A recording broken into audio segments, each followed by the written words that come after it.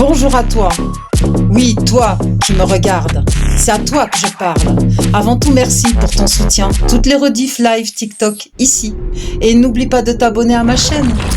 Je suis Alia, l'apostate, libre, youtubeuse et atypique. Bonne rediff à toi. Ou à tout de suite en live. C'est sûr. Ouais, ouais. Ouais, c'est les plus dangereux, ceux qui ont du bagou, Alia. Méfie-toi. Ah, tu trouves que je suis dangereux? Non, mais je provoque exprès. Bonsoir, Ah, Alia. d'accord. Bonsoir, Alia. Salut, Alors, tu as raison. Donc en ouais, fait, je alors, représente Tu as raison, qui a toujours raison, parce qu'il n'y a pas le Lui, choix, on l'appelle Tu as raison. Donc, c'est Schopenhauer, l'art d'avoir toujours raison. ouais, mais moi, c'est écrit. Tu vois, c'est la différence. Même quand j'ai tort, tu es obligé de me dire tu as raison quand tu veux échanger avec moi. Eh Donc, ben, écoute, parfait. alors, il y a un truc. Moi, j'ai 70 piges, je suis athée, je suis un vieux crouton, je suis un titi parisien et je suis apolitique, je suis pas encarté, tu vois. Donc, voilà, je préfère abaisser mes cartes tout de suite. Euh, ouais, c'est bien ce que tu dis, mais il y a quand même un gros problème, tu vois, parce que toutes les espèces de chambres, la, le Conseil constitutionnel, la Cour des comptes, tout ça, c'est cloisonné, c'est réglé. Si on change de gouvernement, s'il y a un autre président, s'il a il est dans une autre direction que celui qu'on a eu pendant 9 ans, ça limite quand même les trucs. Alors il y a eux d'un côté, et puis il y a l'Europe de l'autre. Donc si tu veux, le président qu'on est amené à élire, il a quand même aujourd'hui, il est limité en fin de compte dans les possibilités de mettre en action certaines choses parce qu'il y a des boucliers. Et c'est comme par hasard, tu vois, les mecs qui quittent la présidence, comme Macron, ils s'arrangent en fin de compte pour lui mettre des bâtons dans les roues, mettons que ce soit quelqu'un d'autre qui soit à sa place, avec des idées complètement différentes, et ben de mettre en fin de compte des gens que lui aura placés, ça va leur mettre énormément de bâtons dans les roues, tu vois, mon ami.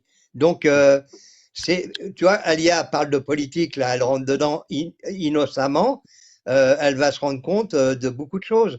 Parce que quand tu pousses à faire voter pour quelqu'un parce que tu as envie qu'il te représente, mais bien souvent, en fin de compte, il ne pourra pas mettre je suis pas si son, innocente que ça, tu as raison. non, je sais, Alia, je sais, mais c'était un peu d'humour que je disais. Mais moi, par contre, Alia, j'ai la modestie de dire je suis innocent, parce que c'est tellement détordu, tu sais, Alia, qu'on est à 10 000 lieues d'imaginer ce qu'ils sont capables de faire. Tu vois, quand je parle en fin de compte des plus grosses instances que Macron est en train de verrouiller pour pouvoir casser les couilles, pardon, excusez-moi du gros mot, mais au futur qui va arriver, c'est quand même, c'est vicelard. Et quand tu vois qu'en fin de compte, il veut accéder, il veut remplacer Van der Leyen à l'Europe, c'est aussi pour venir en fin de compte mettre des bâtons dans les roues pour le président qui sera mis en poste en France, parce que lui en Europe, comme les décisions partent beaucoup de l'Europe, et on est un peu les vassaux de l'Europe, on doit obéir, et ben si jamais il était président, il pourrait en fin de compte bien emmerder le président en place en France, tu vois, Alia. Voilà, moi, après c'est avec ma modestie, hein. J'ai pas les compétences de monsieur qui a fait des sciences politiques. Moi j'ai fait les sciences en bas de mon bâtiment dans la cité, hein, pas plus, hein, voilà. Ah bah, en fait, tu dis un peu ce que je disais, ce qu'on se disait avec Alia, c'est qu'effectivement, t'as raison. Il y a ce qu'on appelle soi-disant des contre-pouvoirs qui sont en fait des limitations du pouvoir et même de la souveraineté populaire en réalité, qui sont devenus le cas. Effectivement, t'as raison. Macron et d'autres verrouillent le système.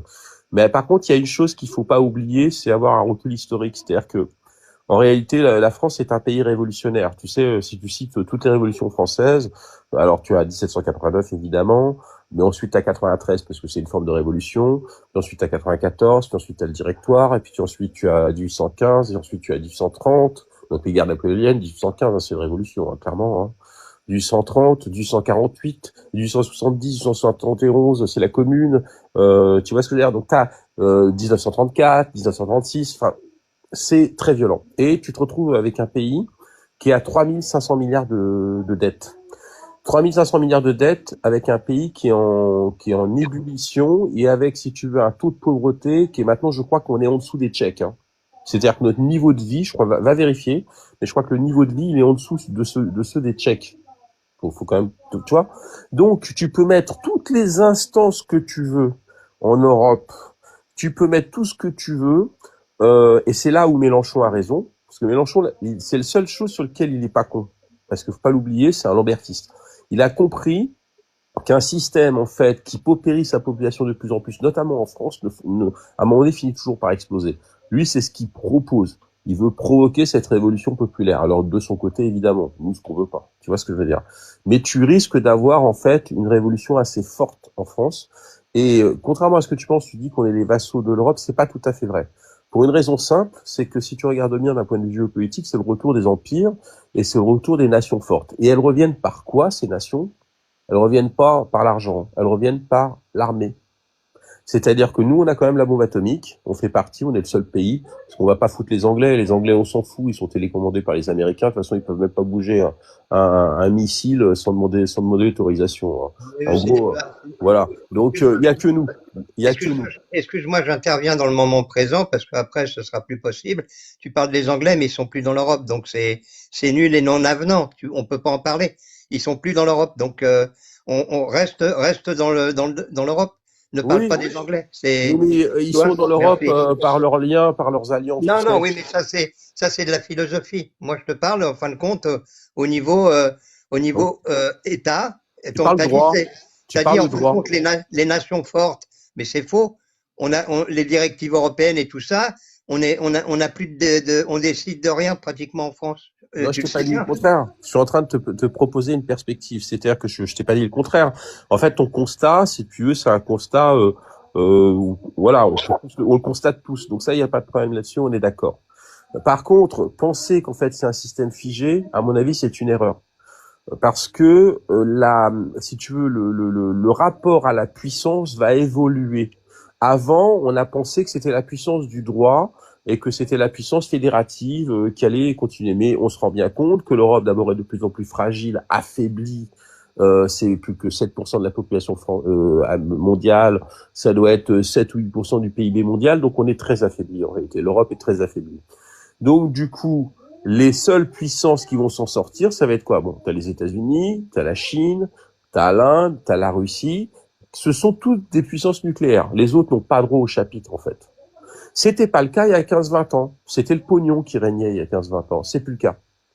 C'est la puissance militaire qui va compter maintenant, dorénavant.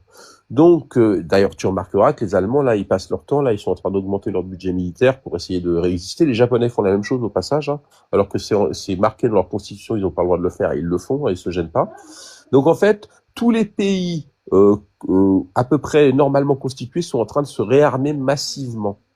Donc, dans une Europe où je ne sais, tu vas pas t'amuser avec le Danemark, on s'en fout, la Hollande, la Belgique, l'Autriche, on s'en tape de tout ça. Tu vois, les seuls pays qui vont compter, ça va être l'Allemagne, la France, l'Italie, et puis une partie le nord de la Belgique. En fait, c'est toute l'Europe rhénane qui a un peu de pognon. En fait, c'est celle-là qui compte. Et je mets l'Angleterre quand même dedans, même si elle n'est pas dans l'Europe, en fait, parce que ça reste une puissance militaire, mais commandée par les Américains. Donc, dans un pays comme la France, C'est important ce que tu viens de dire. ouais, Tu inclus les Anglais ouais, dans cette l'Union européenne et, mhm. et pour dire, mais eux, en fin de compte, ils sont rattachés aux Américains. Donc, il y a une faille quelque part dans ton récit. Tu Non, vois, c'est celle après. que De Gaulle avait toujours citée. Oui, On non, le mais sait. De Gaulle, ça y est. De Gaulle, il est mort et enterré. Là, on est en 2026. Moi, tu sais, il faut que tu t'adaptes en fin de compte à mon niveau. Parce que, Alia, moi, j'ai rien contre ton invité, hein. J'essaye simplement parce que si, moi, je veux pas boire tes paroles. Parce que après, c'est pas, d'après, je t'agresse pas, hein. Ne prends pas ça pour une Bon, non, agression. t'inquiète, c'est pas de souci. Voilà. J'essaye parce que je veux en fin de compte pouvoir comprendre ce que tu dis, parce que là tu me fais un déroulé magnifique, mais pour lequel je vais pas adhérer, parce qu'en fin de compte c'est des paroles qui me conviennent pas. Elles sont magnifiques, mais elles collent pas à la réalité. Pour moi, En c'est fait, pas la tu as réalité. raison et il revient un peu sur l'histoire pour faire comprendre les choses qui se passent aujourd'hui. Et moi, je trouve que c'est hyper intéressant quand même de Oui, ne je pas dis pas que c'est. renier un certain historique, en fait, tu vois. Je Oui, peux te simplifier le propos si tu veux. Je vais te le simplifier en 30 secondes. vas-y. En fait, le monde actuel n'est qu'un monde en fait de volonté de puissance. La seule chose qui compte, c'est la puissance. Et aujourd'hui, depuis à peu près 5 ans, on s'est rendu compte que la seule chose qui comptait, c'est la puissance militaire. Les Américains sont au déficit de je ne sais combien de milliards de dollars. Ils en ont rien à foutre parce qu'ils tiennent la monnaie. Et donc, eux, ils ont la plus grosse armée mondiale. Les Chinois, c'est la même chose. OK? Les Russes, c'est pareil. Et pourtant, les Russes, c'est un PIB de merde. Mais ils ont une puissance militaire. La France a une puissance militaire. C'est pas comme les Russes ou comme les Chinois, encore qu'on n'est pas loin des Chinois, hein, au passage. Mais ils ont une puissance militaire. Donc je te dis qu'en fait, ce rapport à la puissance militaire va compter maintenant dorénavant en Europe, d'autant plus que les Américains se barrent et que donc en fait la France va pouvoir reprendre. Je te parle d'une perspective, hein, sinon bah on a Alors, qu'à tous devenir je rentre. tchétchène. Hein. D'accord. OK. C'est Là, ça dont je te parle. ouais, mais là, je te permets d'intervenir dans le moment précis. Euh, Pourquoi, en fin de compte, tous les pays européens, la plupart, achètent des avions américains et pas des Rafales, puisqu'on est en fin de compte, on va tous dans la même direction. Après, tu vas me répondre, c'est sûr que les Allemands ont besoin de vendre leur bagnole aux États-Unis, mais il y a quand même une désolidarisation de certains pays qui n'ont pas du tout la notion européenne. Et donc, quand tu me dis on parle puissance, si on voulait parler puissance, la première des choses, c'est quand même d'acquérir des armes qui sont faites par tes alliés. Au niveau européen, je pense que la Ah France, oui, mais tu vois, c'est là il faut avoir du recul historique. C'est normal qu'ils le fassent, mais est-ce que tu crois qu'ils vont le faire encore? Ils le font encore. Pourquoi? Parce qu'il y a encore le parapluie américain et parce qu'en fait, quand tu achètes, si tu veux, des avions américains, tu es protégé en fait par l'OTAN et notamment par les Américains. C'est normal. Le parapluie américain, il est encore là. Il est en train de se barrer tout doucement. Donc en fait, tu es dans un glissement progressif. Tu es encore dans l'ancien système.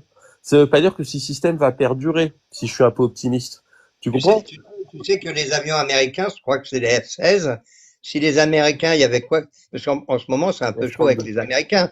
Tu sais que c'est eux qui sont à même de faire que les avions restent au sol Oui, quand oui, tu je sais, commandes je des sais. avions. Tu le sais? Bah oui, mais D'accord. c'est pour ça que je te parle de la puissance militaire française parce que c'est pas le cas pour nous. Ouais, mais bon, nous, on est un peu au niveau puissance militaire, hormis la bombe atomique qu'on revendique. Et encore, Macron voulait enfiler la moitié, la possibilité d'enfiler le pouvoir décisionnel avec les Allemands. Tu vois, hormis ça, je pense que on a des vieux rafios et tout. C'est pas extraordinaire. Non, On a des munitions pour 10 jours. C'est non mais pitoyable quand même, non? on est tous d'accord là-dessus. Mais moi, je te parle de perspective. Soit tu fais un constat. Le constat, personne ici ne va te contredire. On est tous d'accord. Simplement, je te dis simplement qu'il y a une perspective. La perspective française, en tout cas d'un point de vue militaire, a plus de possibilités que même la perspective allemande ou la perspective autrichienne. Donc je te dis simplement que si tu as demain un président qui, à un moment donné, reprend une posture gaullienne, c'est pour ça ne dis pas ouais, De Gaulle, on s'en fout, il est plus là, parce que c'est une connerie de dire ça. Parce que si il avait pas été là, t'aurais pas la bombe atomique, ok? Ah non, T'aurais pas l'armée, t'aurais pas tout ça, et t'aurais pas l'énergie nucléaire. non, je renie pas, justement, je Non, mais renie pas. en fait, je te rappelle que, en fait, simplement, on a 50 ans de parasites, en fait, qui ont vécu juste sur l'héritage de De Gaulle, hein. Les seules Oui, choses qui marchent encore, c'est ce qu'a fait De Gaulle, hein. Tout le non, reste, c'est de la merde. je renie pas ça, mais dis-moi en fin de compte, qui pourrait en fin de compte être l'équivalent de De Gaulle aujourd'hui dans nos hommes politiques? Alors, T'as pas. Ah, non, si tu me dis politique. Mélenchon, Non, non, non, non, ah, je vais, non, je vais me alors, sauver, hein, je vais me non. sauver. Je vais dire bonsoir à l'IA, je suis Non, désolé. non, lui, c'est la pièce, ça serait la pièce inversée, lui. Non, non, certainement Ah, pas. Ça risque pas, Après, ça risque pas, tu as raison, ça risque pas. non, voilà. Et puis en plus, ça risque pas. Je suis bien d'accord avec toi. Mais non, non. Après, effectivement, en termes de, si tu veux, de personnages, il y en a pas, parce que De Gaulle a été forgé dans un moment historique. C'est-à-dire que les grands hommes politiques, les grands hommes d'État, c'est les gens qui surgissent dans des moments de crise. c'est la guerre qu'il a forgée, hein, bien sûr, hein. Et Ouais. oui, et puis c'est des gens qui n'auraient jamais eu le pouvoir. Que ce soit Churchill ou De Gaulle, ils n'ont pu exister que parce qu'il y a eu la guerre. Sinon, c'était des sous-fifres, hein. Ils étaient beaucoup trop originaux, si tu veux, pour devenir des grands gestionnaires tels qu'on les a là. Tu vois, toute ta classe politique pourrie là que tu as, les Macron et compagnie, ce sont des gens qui ne peuvent exister dans leur médiocrité que parce qu'on est dans des moments apaisés. En fait, donc c'est de la gestion au quotidien. Donc en général, c'est les médiocres qui prennent le pouvoir. Mais dans les moments de crise et d'urgence, Excuse-moi.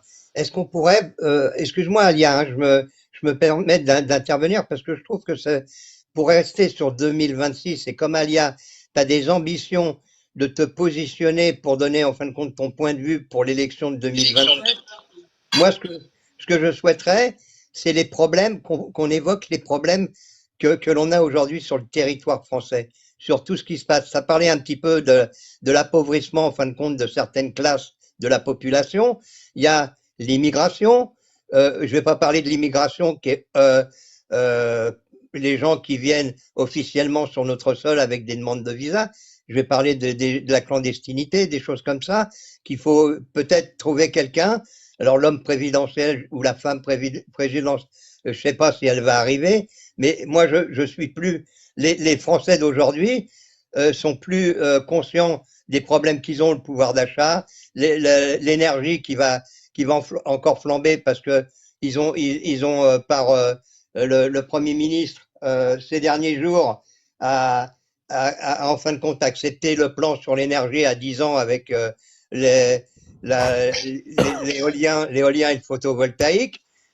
Tu vois, tous ces trucs-là, je pense que c'est de ça qu'il faut discuter parce que ça, c'est ce qui intéresse les gens. L'élection présidentielle, elle va se jouer là-dessus, pas sur. On va pas parler du général. C'est ce que j'ai voulu dire. Peut-être que j'ai été maladroit, mais les gens, si tu leur parles du général de Gaulle, c'est impressionnant, mais ça va pas les intéresser. Eux, ce qu'ils veulent, c'est quand ils vont à la caisse et leur caddie, ils veulent pouvoir souffler et dire bon bah ça me bouffe pas tout mon pognon. Les factures d'énergie, c'est pareil. Et puis aussi la sécurité. Les femmes qui peuvent qui veulent se balader tranquillement. Tu vois, tous ces trucs-là. Je pense que c'est les sujets qui vont être au cœur de l'élection présidentielle. Voilà. Excusez-moi. Tu as raison, mais tu as tort. Alors, puisque tu as toujours raison, je vais te dire que des fois tu as toujours tort. Je vais essayer de te le démontrer, si je peux, et ensuite je vais revenir à ton sujet, c'est-à-dire le sujet concret. La première chose, c'est que tout ce que tu as donné en fait comme arguments, qui sont des arguments électoraux en fait du quotidien, sont effectivement intéressants d'un point de vue pour se faire élire, quoi. Grosso merdo, tu as raison là-dessus. Les gens, ils vont s'intéresser effectivement à leur pouvoir d'achat et à leurs problèmes immédiats. On est tous d'accord là-dessus. D'accord? En termes de stratégie électorale, c'est celle qu'il faut prendre. Je suis pas d'accord sur ce que tu dis. Les gens, ils attendent une solution pour ça. Ils attendent pas un programme de baratin. Et crois-moi que celui qui va dire la même chose que toi, là. Non, tu l'as pas dit pareil. T'as dit, tu dis que c'est des promesses électorales pour se faire élire. Moi, je dis qu'en fin de compte, c'est des promesses qui devront être tenues. D'accord. C'est ce qu'attendent les gens. Ce que je suis en train de te dire, c'est que c'est du bullshit. C'est-à-dire qu'en fait, ce que tu dis là, ce sont des choses qu'ils vont utiliser pour se faire élire. Mais c'est des conneries. Maintenant, je vais te donner la deuxième possibilité. Si tu as des hommes politiques qui vont utiliser ce bullshit moyen pour que les gens se disent bon bah c'est bon, je vais être un peu sécurisé sur ça, sur ci, sur l'autre, donc en fait en cause de la politique du quotidien, ok. Ils sont obligés de le faire, même Zemmour est obligé de le faire, bon, mais il le fait pas trop, mais voilà. Mais en réalité, si tu veux un homme ou un régime en fait qui permette à la France en fait d'aller mieux, t'es obligé d'avoir une stratégie de puissance. C'est-à-dire que De Gaulle parlait du quotidien, il le faisait, bien évidemment, ok. Mais il est toujours dans un rapport de puissance. Pourquoi? Parce que lui, ce qu'il voyait, en fait, c'était en fait la France à 50 ans, à 100 ans. Et c'est parce que depuis 45 ans, on nous a refait le coup du pouvoir d'achat. Ouais, nous, ce qu'on veut, c'est vraiment traiter les problèmes quotidiens des Français, etc., qu'on est dans cette merde. Si on avait eu des présidents, un minimum visionnaire, qui avaient une vision de chef et qui se seraient dit, certes, il y a des problèmes conjoncturels qu'il faut traiter, mais c'est pas ce qu'il y a de plus important. Ce qui est le plus important, c'est que la France soit puissante, parce qu'à partir du moment où elle est puissante, et ben évidemment, elle peut redistribuer de la richesse. On serait pas dans la merde dans laquelle on est. Et c'est parce qu'on a eu des discours, tu m'excuseras, hein, je suis désolé de te mettre en en porte-à-faux là-dessus, parce qu'on a eu du discours de merde comme celui-ci, c'est-à-dire ouais, faut s'intéresser aux problèmes quotidiens des Français, que ça fait 40 ans en fait effectivement que t'as des gros médiocres qui arrivent, qui ont aucune vision et qui ont compris, ils glanent, ils disent bon bah alors l'autre là, il veut ci, l'autre il veut ça, bon bah je vais dire ça, bah tiens on va s'intéresser aux crèches, on va s'intéresser à ci, voilà, problème quotidien des Français, ce que je comprends, hein, attention, hein. Mais ils sont beaucoup plus intéressés aux Français qu'à la France et c'est une erreur magistrale. C'est une erreur. Et c'est pour ça que ça fait 40 ans qu'on est dans la merde. C'est pour ça qu'on est endetté à 3500 milliards de dollars. D'euros, pardon. C'est pour ça. Donc, en fait, tu me dis mon baratin ou mon bullshit, sauf que toi, tu gobes le bullshit depuis 40 ans de ce qu'il balance. Et le prochain bullshit qu'on va te balancer sur le pouvoir d'achat, à mon avis, en 27, là, parce que Bardella va le balancer, évidemment, alors Mélenchon, lui, c'est même pas ça, ça va être Père Noël, lui, ça va être Barba Papa, il va y aller, lui. C'est comme ça qu'il va récupérer ses voix. Les socialistes, je t'en parle même pas, et même les LR, ils vont y aller. Ils vont y aller sur le terrain du concret, la paupérisation, il faut ci, il faut l'autre. Ah ça, ils vont y aller, hein, crois-moi. Mais en attendant, les vrais problèmes structurels français qui permettent à un pays de tenir debout, c'est-à-dire de pas avoir 3500 milliards d'euros de dette. Je rappelle que sous De Gaulle, ou même sous Pompidou, ou même sous Giscard, il n'y en avait pas. Hein. Il devait y avoir, je sais plus, je veux pas dire de conneries, mais 10 milliards de dettes hein, sous Giscard. Hein. D'accord. Et en plus, c'était une dette française, hein, c'était une dette souveraine, c'était pas une dette sur les marchés. Ok. Donc à partir de ce moment-là, tu vas y avoir droit, puisque tu veux ton discours concret, toi. C'est ça, tu veux le manger. Toi, tartine de merde, tu veux qu'on t'en donne encore. Vas-y, en 2027, vote pour le gros démago qui va t'expliquer, qui va augmenter ton pouvoir d'achat. Sauf que celui-là, parce que Macron l'a fait hein, aussi, hein, ça. Monsieur le Président, je demande à intervenir. T'as vu, j'essaye Avec grand plaisir. Qu'on fasse en fin de compte un échange, et un échange en fin de compte sans contradicteur n'est pas intéressant. Donc est-ce que je peux me permettre de mettre une parenthèse entre vous, messieurs? Avec plaisir. Oui, bien sûr, Alia, t'es Moi, chez toi. moi j'ai la solution pour régler le problème qu'on a en France. Hein. Ça va être vite fait, vite placé, c'est réalisable. Il faut juste que celui qui veut gouverner ce pays porte ses couilles. Voilà, on est d'accord, Alia. Ouais, voilà. mais donc, ça, primo, service militaire obligatoire. Fin de la discussion. Ça y est, terminé. Problème réglé. Parce que depuis que ça a disparu, nous n'avons plus d'hommes en France. Nous avons des lavettes. Voilà, moi j'ai dit ce que je pensais. Merci. Ouais, mais t'as pas retenu ce qu'on a développé au début, les différentes sphères de l'État qui sont en fin de compte à la main d'un président qui quitte son siège et qui va certainement énormément bloquer le président qui va arriver. L'Europe qui va énormément bloquer le président qui va arriver. Donc il faut que tu tiennes compte, Alia, avec tout le respect que j'ai pour toi, de toutes ces barrières. Et c'est très important, crois-moi. Le service militaire et tout ça, ok, pourquoi pas, bien sûr. Mais dis-toi, comme disait le monsieur, il y a une dette énorme qui est de 3000 et quelques euros de dette qui est deux fois le PIB ou une fois et demi le PIB, c'est quand même assez. Et le problème, c'est qu'on n'est plus dans la situation de l'après-guerre où en fin de compte on avait toutes les industries qui étaient mises, qui étaient créées. Il y avait non, ça c'est faux, ça. Non, tu dis là, non, dis pas des choses comme ça, c'est faux. Non, mais il y a non, je peux pas te laisser. Attends, il y a eu le boom. Non, on était dans une merde. Non, je suis désolé, non.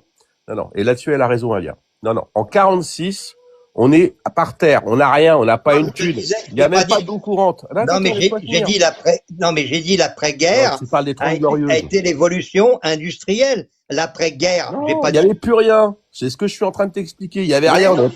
Non, il n'y avait rien. C'était un terrain vague, la France. Donc je te dis, c'est pour ça que il faut être il faut avoir un peu d'espoir. Aujourd'hui, c'est un terrain vague, défraîchi, qu'on peut reconstruire s'il y a un bonhomme qui a un peu de couilles, effectivement, qui est capable de taper dans l'état profond. Il y a toujours des possibilités référendaires de le faire. Il suffit qu'il y ait un type qui, à un moment donné, la capacité de taper du poing sur la table et qui ait une vision gaullienne, qui propose même, pourquoi pas, une sixième république s'il le souhaite, pour revenir à une cinquième, on a dit un peu plus dur.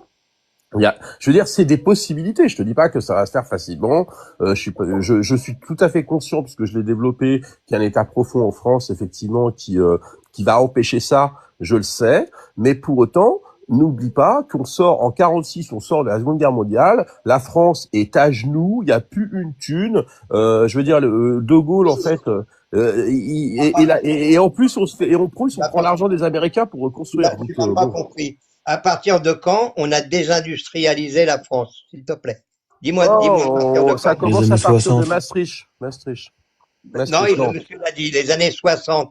Donc, il faut bien que tu calcules, alors qu'on a été une puissance industrielle, c'est depuis 46 jusqu'à 60, la France s'est industrialisée massivement. Et tu m'as pas compris, tu m'as coupé l'herbe sous le pied, alors que, en fin de compte, ce que je disais, il y a une réalité. C'était pas Oui, mais on est parti de rien, c'est ça que je suis en train de t'expliquer. Ouais, mais Alors, on peut repartir de rien.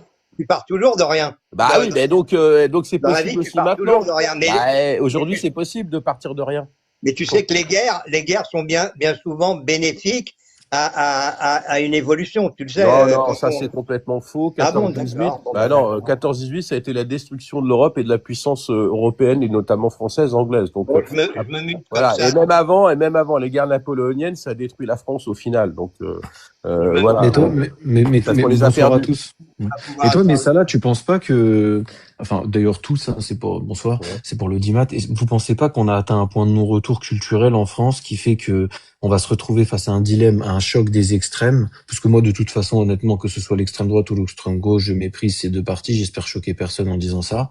Et on va se retrouver dans une situation, malheureusement, où qu'on fasse passer un côté ou un l'autre, la rue va être, dans les rues, ça va être complètement un désastre en fait, parce qu'on voit que quand on réduit les APL de 5 euros, ça crée des révoltes sociales. Alors est-ce que la France, elle est capable aujourd'hui de faire des refontes vraiment profondes? Et une deuxième question à vous tous, moi ça là tu l'as nommé, mais je sais pas si Alia, et tu as raison, vous avez aussi une idée là-dessus. Qu'est-ce que vous entendez par l'état profond? Moi ça me dérange toujours un peu parce que j'ai découvert TikTok il y a un mois, avec tout son lot de complotisme. Et l'état profond, souvent, pour moi, c'est lié à quelque chose d'obscur. Je suis un simple médecin. Hein. C'est lié à quelque chose d'obscur, lié souvent aux juifs, à la franc-maçonnerie, quelque chose qu'on maîtrise pas.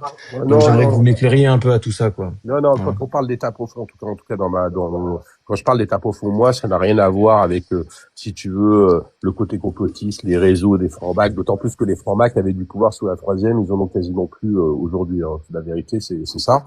Non, en fait, c'est simplement le système qui se reproduit, si tu veux. C'est beaucoup plus simple que ça. Tu as des strates, si tu veux, de pouvoir. Alors, elles étaient très capitalistiques et bourgeoises, elles l'ont toujours été, ou elles pénétraient un peu le pouvoir, mais ça a toujours été le cas. Mais ensuite, tu as des strates, administratives en France, des hauts fonctionnaires, des gens qui ont été nommés depuis 25 ans, 30 ans, 40 ans, qui sont partis pantoufler dans plein d'autorités administratives que tu connais même pas. Et en fait, qui conservent des postes qui leur permettent déjà de gagner leur vie correctement. Bon, ça c'est une première chose. Ils ont des familles, ces gens-là. Tu vois ce que je veux dire? C'est pas non plus des monstres. Hein. Simplement, ils s'assurent un certain niveau de vie. Mais en plus, ils sont plutôt d'une certaine obédience, c'est-à-dire plutôt de gauche. Pourquoi? Parce qu'ils ont été placés par la gauche pour pouvoir résister. Et ça, c'est à partir de l'avènement. Alors plutôt. Ah ouais, c'est Mitterrand, c'est tout l'avènement de Mitterrand. Pourquoi est-ce que quand Mitterrand arrive au pouvoir en 81, il fait pas l'erreur de la droite, mais la gauche a toujours fait comme ça, il vire grosso merdo tous les gens qui ont des niveaux de pouvoir au niveau de l'État, qui sont à droite, il les dégage. La droite ne le fait pas. On ne l'a jamais fait. C'est pas c'est un principe de gauche révolutionnaire. Parce que lui, il est pas con. Mitterrand, il sait très bien qu'il pourra pas réformer le pays sans virer tous ces gens-là, que ce soit dans l'audiovisuel, etc. Enfin bon. Et donc, du coup, depuis cet avènement-là, tu as eu, si tu veux, un embourgeoisement, en fait, de la gauche. Parce que quand tu regardes la gauche, amuse-toi à regarder les trucs des années 81 et tu regardes, en fait, les socialistes. Ils ont des costumes élimés, excuse-moi, ils font pas très, très bourgeois. Si tu les regardes, c'est quand même pas terrible, quoi. Tu vois ce que je veux dire? La gauche, c'est pas ce qu'on pense, hein. C'est des vats en guerre. Oui, mais tu vois ce que je veux dire, c'est-à-dire que on sent bien qu'ils ont pas tâté du pouvoir encore et du pognon, quoi, tu vois. Et puis très très vite, tu vois Mitterrand, il se fait limer les dents, il a un très beau costume, il porte bien. Tu vois ce que je veux dire? C'est la gauche caviar très très vite. Pourquoi? Parce que mon ami, l'État, il y a de l'argent dans l'État. Tu vois, il y a de l'État, il y a du pouvoir, il y a tout ça. Je dis pas du tout que ces gens-là sont des parasites au sens propre du terme. Tu vois, je serais pas aussi complotiste que ça. Ouais, ça c'est complotiste justement. Ouais. Voilà, non, je te dis pas ça. Je te dis qu'il y a un système de caste qui s'est établi sur 35 ans, 40 ans, avec des gens qui gardent forcément, c'est normal, un peu leur pouvoir, un peu leur argent. Ces gens-là, ils ont des familles. Tu vois, je veux dire, et ils essayent de vivre aussi, hein, tu vois, tu peux pas leur reprocher. Mais tu Mais penses que c'est transgénérationnel, justement, qu'il y a une génération qui va suivre ces gens-là ou pas? bah bien sûr, ah oui, Ah bien ouais, sûr. d'accord, ok. Parce qu'ils se cooptent, ils se sont cooptés par famille, ils ont des enfants ces gens-là, ils ont des petits enfants. Tu Ok. vois, donc ils se replacent. Après, ils se replacent aussi dans les bonnes écoles, etc. Tout ce que tu veux. C'est Ouais. ce qu'on appelle la coalition des élites. Ça, c'est Rémi Riffel, hein, qui peut pas être taxé d'être d'extrême droite. Hein. Comment il s'appelle? Voilà. Périphère. Ok, je vais Ouais, lire. Rémi Riffel, coalition des élites. C'est prof de gauche, hein, Sorbonne. C'est un des profs. Toi, tu penses pas qu'aussi la France, bon, j'espère que je vais pas passer pour un raciste, mais Non? ethniquement, elle a changé au point que justement, tout ce que tu dis aujourd'hui, c'est peut-être plus valable dans la génération qui va suivre? Si, alors je suis tout à fait d'accord avec toi. La France a évidemment évolué ethniquement malgré tout ce qu'on peut nous raconter, tous les mensonges qu'on a pu nous balancer pendant 20 ans, ou dans un premier temps nous expliquer que c'était faux. Et puis aujourd'hui, on te dit que c'est bien. Donc tu vois, ça c'est le principe de la gauche, toi, elle est géniale. En général, elle te dit que c'est faux au départ, puis après elle te dit que c'est bien, et à la fin, elle te dit que c'est pas de sa faute. Tu vois, je te résume parce que je sais que ton pote, il aime bien les choses simples. Alors je vais résumer la gauche comme ça, s'il va être un truc simple. Au début, elle te dit c'est pas vrai.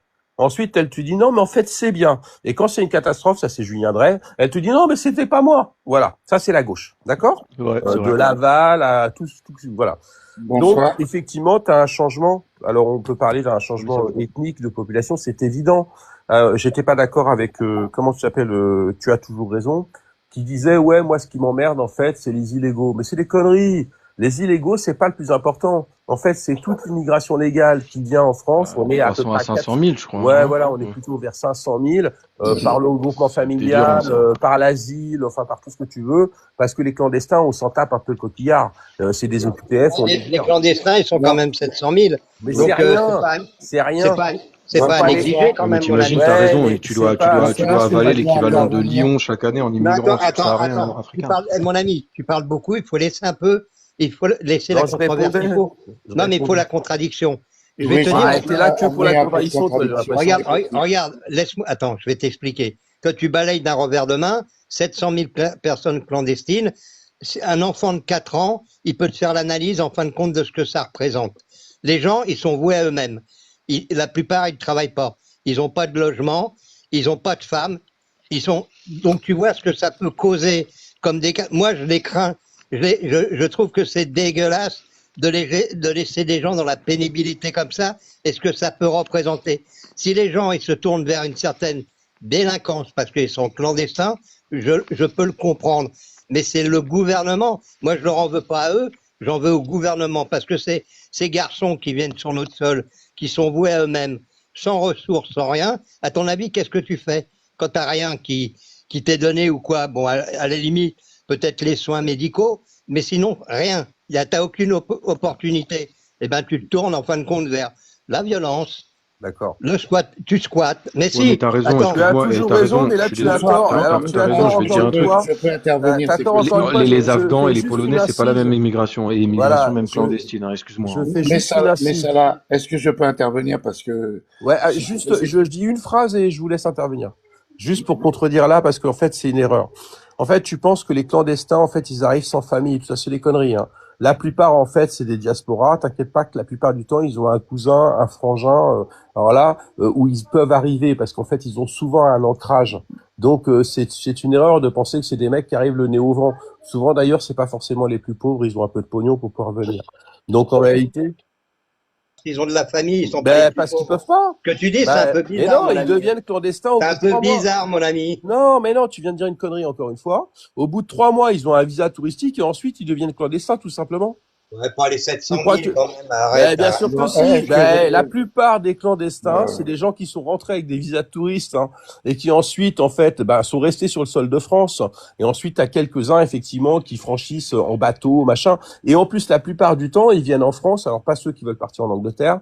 Ils viennent en France parce qu'ils ont souvent de la famille en France ou des réseaux. Alors, évidemment, tu peux avoir des esselés, je t'ai pas dit le contraire. Mais je te dis que la problématique des clandestins, c'est regarder l'immigration par le petit bout de la lorgnette. L'immigration, elle est beaucoup plus puissante que ça. Ok, tu parles de 700 000 clandestins, on connaît pas le chiffre, c'est 800 000. Nous, on te parle de entre 350 et 450 000 personnes qui rentrent légalement sur le sol français. Et là, c'est Faut beaucoup plus assimiler violent. Lyon chaque année en subsaharien, quoi. Voilà, ça oui, c'est mais beaucoup plus est-ce que violent. je peux intervenir, c'est possible? Bien sûr. Ouais, parce que bon, là, je vous ai écouté parler. Moi, je suis un retraité. je suis foncièrement de gauche, hein, parce que Messala, il critiquait la gauche. Il a quelque part raison, parce que je vais juste venir à l'époque de ce qui a fait nos guerres, hein, c'est-à-dire ce qui se passe en ce moment, hein, c'est-à-dire la montée du fascisme, une guerre économique et tout, et c'est ce qui a fait le Front populaire après, et ce qui a fait la Deuxième Guerre mondiale, et après il y a eu un comité de résistance qui s'est fait, c'est-à-dire le Comité national de résistance qui a été créé en 43, hein, par Jean Moulin, et ils ont fait un texte pour l'après, hein, c'est-à-dire après la guerre, pour que nos sociétés puissent vivre dignement et tout. Et ce texte a été repris par le général de Gaulle, hein, et ce texte inclut tous nos droits sociaux, tous nos acquis sociaux qu'on a. C'est ce qui a fait les 30 Glorieuses. Mais après, tout ça, ça a été déconstruit, déjà par Mitterrand, parce que Mitterrand, lui, il a jamais été foncièrement de gauche. Hein, c'est-à-dire qu'on a noté sur nos acquis sociaux, sur les assurances, sur les mutuelles, sur les retraites, sur tout ce qui fait les trois forces de notre démocratie, c'est-à-dire la justice, les écoles et la santé. On a grignoté pour des sociétés privées. Et avant, tout était nationalisé. On a mis EDF, on a mis nos centrales, on a tout vendu. Macron, ça a été la totale. Et c'est ce qui amène l'ultralibéralisme. Et à l'époque, sur les 30 Glorieuses, on vivait bien. Hein, on vivait bien. Et on a une force parce qu'on travaille plus. Hein, et à l'époque, un patron, il n'avait pas le droit de gagner 30 fois plus qu'un ouvrier. Maintenant, il en gagne des millions de fois plus. C'est ça, c'est-à-dire le partage des richesses. Et cette partage du travail et des richesses, il est mal fait. Et c'est ce qui fait qu'on a ces problèmes-là. Et on a, en plus, à l'époque, Mitterrand, il a mis R100. R100, c'était quand même un collabo, hein, quand même, qui a eu le plus grand réseau de presse. Là, maintenant, on a Bolloré. On refait la même histoire. Allez voir sur des podcasts sur France Inter, où par exemple on parle par exemple de la France et la résistance française. Vous allez voir ce texte qui a été fait à l'époque en 43, et sur ce texte-là, si on applique ce texte-là, et ça a été appliqué jusque dans les années 70-80, c'est ce qui a fait les 30 Glorieuses. C'est ce qui a fait qu'on pouvait nous vivre bien et décemment. Maintenant, on peut plus. Et pourquoi? Parce qu'on est en train de tout décortiquer et de nous enlever tous nos acquis et nos droits. La gauche, elle nous a trahis, hein, je suis d'accord avec Messala, le Parti socialiste et tout, elle nous a trahis. Mais foncièrement, les valeurs de gauche, c'est ce qui en fait tous nos acquis sociaux. Et ce qu'on nous a enlevé, ça a toujours été la droite. Voilà.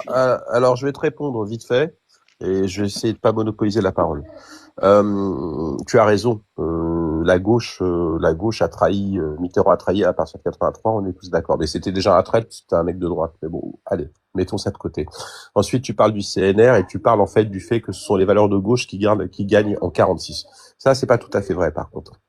En fait, c'est une alliance, si tu veux, contre nature, entre les gaullistes et les communistes, qui à un moment donné, parce que De Gaulle, à un moment donné, il se retrouve emmerdé parce qu'il a quand même des cocos qui sont armés, tu vois, quoi, et qui sont quand même encore sous ordre soviétique. Et donc, il y a effectivement une forme de compromis qui se fait entre les gaullistes et les socialistes pour créer le CNR. Je te rappelle que Moulin n'était pas communiste, il était socialiste, hein. Oui, il était socialiste, exact. Voilà, d'accord. Il y avait des démocrates chrétiens. Et puis tu avais aussi même des FAF, hein. Je rappelle que les premiers résistants, tous ceux qui partent avec De Gaulle, ce sont des nationalistes, souvent même antisémites, hein, au passage, tu vois, et des juifs, notamment des gens comme Raymond Aron. Les premiers, en fait, ce sont soit des mecs d'extrême droite, soit des feuges, en fait, qui se retournent avec De Gaulle au départ, hein. C'est intéressant, ça, quand même. Eh oui, c'est la pure vérité, elle est factuelle et historique. Oui, non, mais quelque part, t'as raison, mais pas surtout, parce que les communistes à l'époque, hein, ils étaient en réserve de la République parce qu'ils étaient un peu choqués du pacte de non-agression entre Staline et Hitler à l'époque, hein. C'est pour ça. Mais après, les premiers qui ont été dans les camps de concentration, les premiers résistants, ça a été les cocos, quand même. Faut quand même le reconnaître. Non, les premiers, non. Par rapport à la lettre. Non, à Dachau, les premiers, c'est pas les cocos. Non, à Dachau, c'est pas les premiers, c'est pas les cocos. Les cocos jusqu'en 41. Les confirmés, c'est les cocos, hein, quand même. Non, les cocos jusqu'en 41. Jusqu'en 41, tu peux regarder, tu as même dans l'Humanité un certain nombre de journalistes qui prônent la collaboration au passage. Hein. Je te rappelle qu'en fait, Staline est allié à Hitler et que pendant 2 ans, ils sont pas du tout en réserve de la République. Alors, je suis pas en train de taper sur le petit peuple communiste. Hein.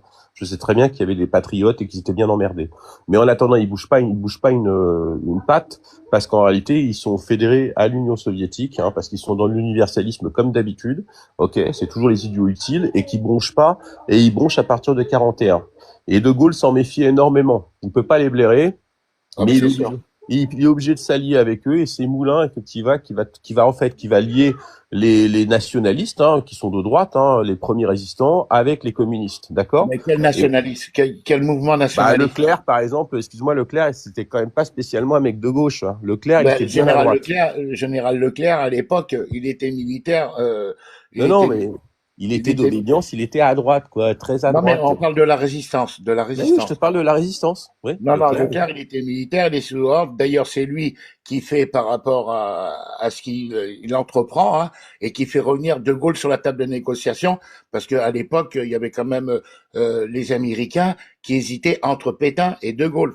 Faut pas l'oublier Oui, quand puis même. après, ils ont hésité entre Giroud et De Gaulle, mais les Américains, de toute façon, sont des traîtres aussi. Ah Donc, ben, ils n'avaient pas ça a toujours été vocation, nos ennemis, hein. ils n'avaient pas vocation à nous aider. S'il n'y avait pas eu De Ils Gaulle, n'ont les jamais eu Américains, vocation à nous on aider. est, voilà, on est tous d'accord là-dessus. Bon, c'est autre chose, ça. Mais ce que je te dis là, c'est qu'effectivement, et après, tu parles de la gauche, tu parles du CNR. Ben non, je suis désolé, le CNR, c'est avant tout une construction sociale du gaullisme, hein. Voilà, avec une pression communiste. Ah non, Mais C'est Jean Moulin qui crée le CNR. oui, Et mais après, il se fait torturer, il se fait attraper. oui, Et mais après, je te parle du le texte de programme. loi, ils font le texte qui fait En l'après-guerre. 46, c'est ce Non, que en je sais. 43. C'est en 43. Oui, Ben, mais tu vas sur un podcast sur France Inter, c'est bien expliqué, hein. d'accord, mais en Euh, 46, c'est officialisé. On est d'accord là-dessus. Alors, mais je me pose la question. Ensuite, tu parles de 36, effectivement, et de Blum.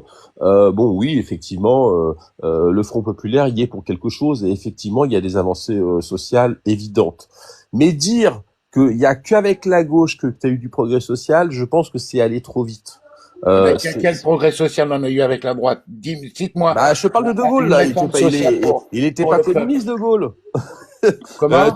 Il était pas communiste, De Gaulle, Mais je veux dire. De Gaulle, il était, En voilà. 58, t'as pas eu des progrès Non, mais De sociaux? Gaulle, il a été obligé d'appliquer le CNR, le texte de Mais pas loi. en 58. En 46, ok, Pourquoi? mais en Parce que 58. à l'époque, il y avait beaucoup de communistes et de socialistes, et il fallait qu'ils rassemblent les Français. Il a jamais été quand même un communiste et tout, mais il a pris ce texte de loi et ça a bien été appliqué. Et petit à petit, ça a été grignoté. C'est pour ça qu'il y a eu le livre Indignez-vous, parce que il y a qu'à le voir, Oui, ce des livre selles, oui.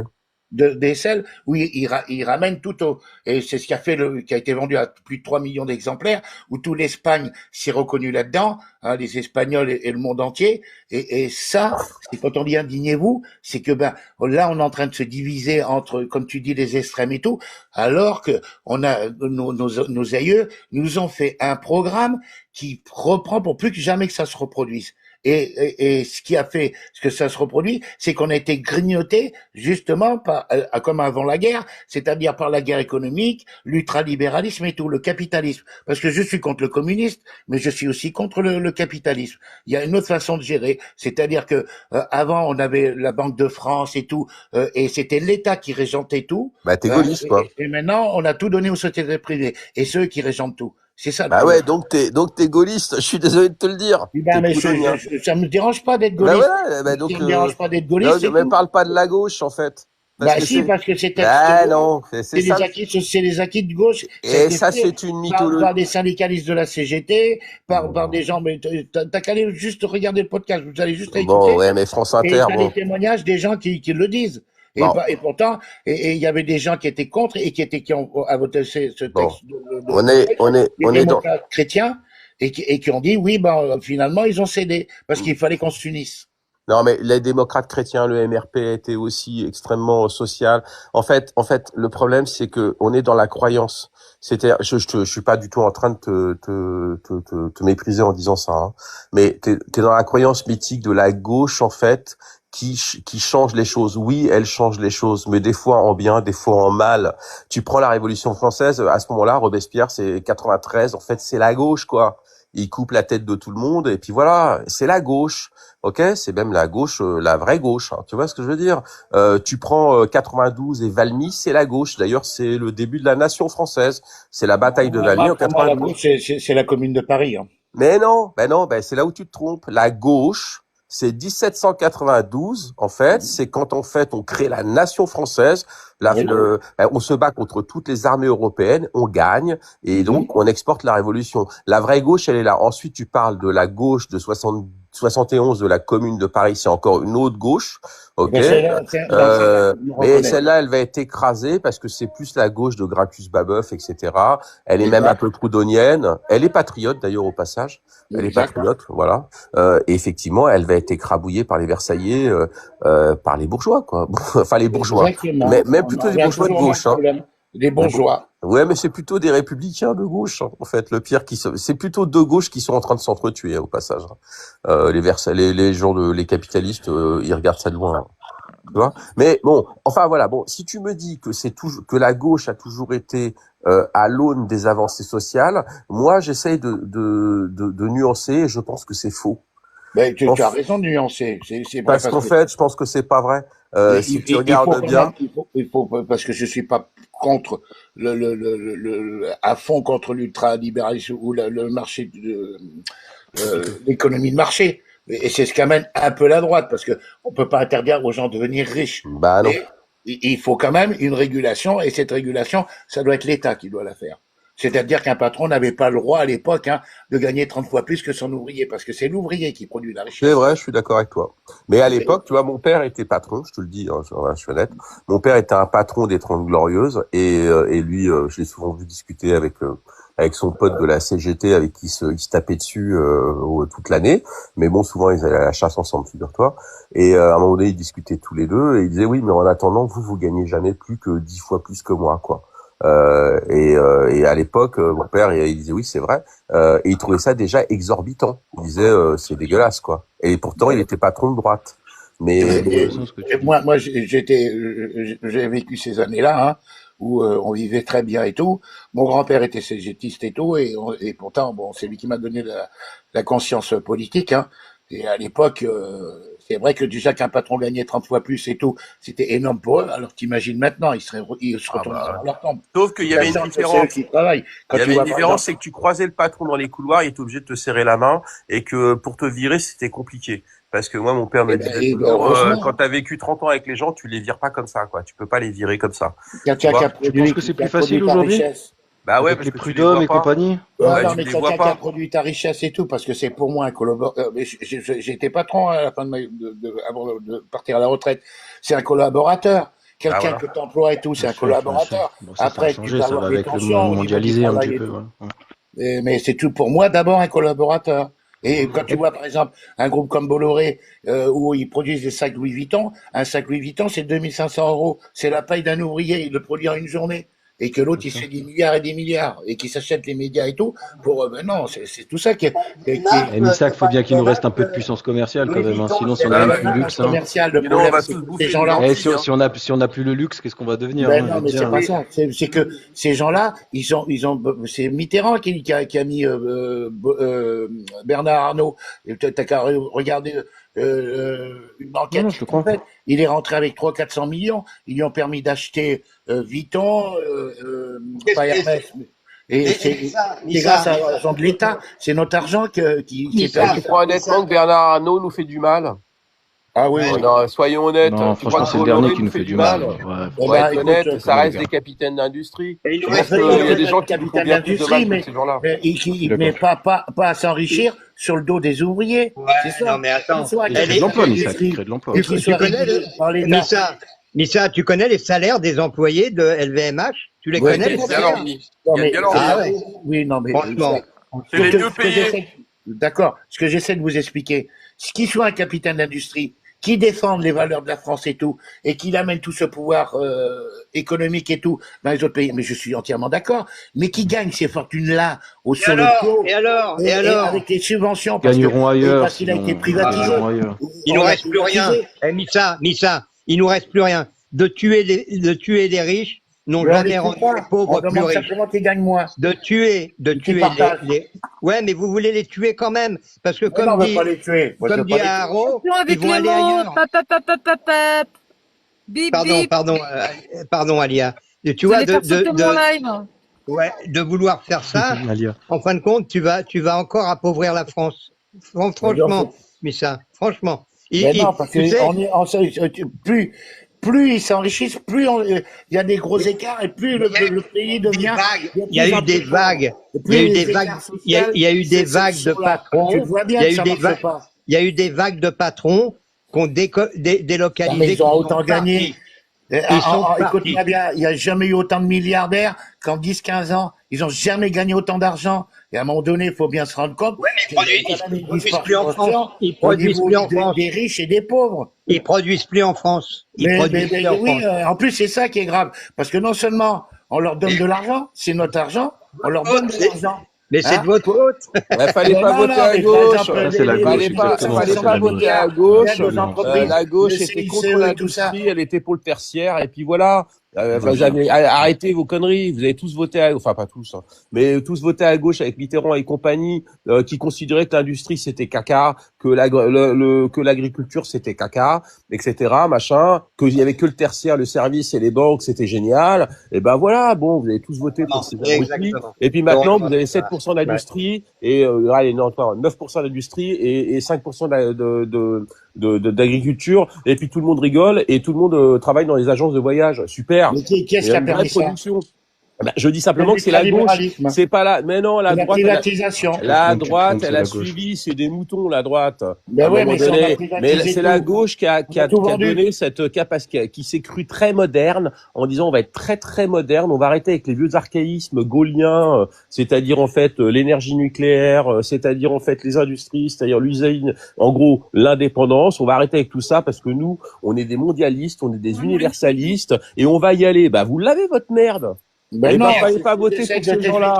Si tu votes pour la gauche universaliste, tu votes pour la merde. Mais ça, voilà. On aurait appliqué à l'époque, comme je te disais, à l'époque, ça appartenait à la France, c'est-à-dire la France, les industries, l'EDF et tout. Et à partir du moment où on a vendu, et par exemple, à l'époque, quand il y a eu Thatcher et Reagan et tout, et qu'on a fait l'ultralibéralisme, c'est des gens comme Bernard Tapie qui avaient, avec un euro symbolique, ils achetaient un Adidas et tout, et quand s'est permis tout, c'est-à-dire de vivre sur, par exemple, des gens, par exemple, par exemple, qui font des actions, hein, et que ces actionnaires gagnent plus qu'un travailleur, ça a été la fin.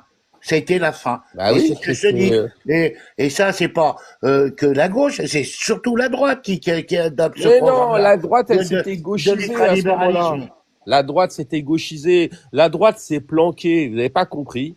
En fait, c'est un leurre. Ils se sont dit, les gauchistes, enfin la gauche est devenue en fait plutocrate et mondialiste. Ben nous, comme on est des capitalistes, on va continuer le travail, on s'en fout. On a le droit de pouvoir parasiter tranquillement l'histoire, puisque maintenant on n'est plus emmerdé. On n'est plus emmerdé par un De Gaulle ou un Pompidou qui nous dit on t'arrête là maintenant, c'est les intérêts vitaux de la France. On est face à des socialos et en fait qui eux aussi se gavent. On y va. Ben, c'est les pires. Bah voilà, c'est tout. Donc et ça pourtant, fait 40 ans. Ah oui, mais les socialistes, ils ont tout vendu. On est bien d'accord. Mais Hollande, il a mis Macron, hein, qui est un banquier d'affaires. Au sommet. Donc il faut arrêter avec ça. En fait, il y avait un héritage. Il y avait un héritage gaulien. Il y avait les 30 Glorieuses. Il y avait tout ça. Il y avait donc une puissance française avec une économie qui était soutenable. Et on l'a toujours. Oui, on l'a toujours. Et ensuite, Mitterrand est arrivé et tous ces gens-là ont croûté joyeusement avec des discours qui étaient toujours les mêmes, très démagos, le pouvoir d'achat, le machin, le bidule, etc., sans se poser la question ni du temps de travail, ni de la question de l'industrie en France, ni de la question de la puissance. Hein. Je parle de la puissance géopolitique. Et puis maintenant, on se retrouve dans un pays du tiers-monde. Faut continuer.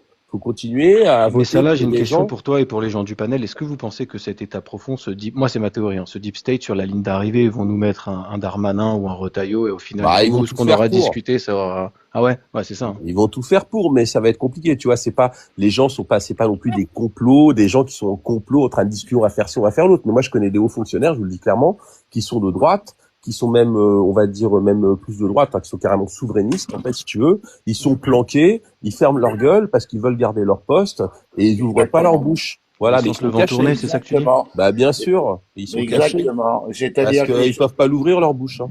c'est un jeu de chaises musicales. T'as qu'à juste voir qui on a nommé à la Cour des comptes. Hein. Voilà, ça suffit, quoi. Bah, c'est une honte, ça. C'est un scandale et ça doit être interdit. Et comme à l'époque, par exemple, le dernier contre-pouvoir sur ce texte que je te disais des années 43, hein, c'est-à-dire que la presse, elle était surtout... elle était pour Ouais, mais je reviens à l'assertion d'Alia, en fait, qui est très simple. Il faudrait quand même qu'il y ait un président qui ait des couilles. Avoir des couilles, c'est être capable de résister tant, en fait, au pouvoir de l'argent que tant au pouvoir de la gauche traîtresse, quoi, si tu veux. Faut résister à ces deux pouvoirs. Arrête, Gabi. Attends, je peux même pas parler. Donc, c'est ces deux pouvoirs. Et tant qu'on a des hommes un peu forts qui sont capables de résister à ces deux pouvoirs-là, de façon à penser au peuple. Alors, je parle des deux d'ailleurs. Penser à la France et au peuple français. Les deux en même temps. Hein. Pas seulement aux Français ou pas seulement à la France, mais les deux.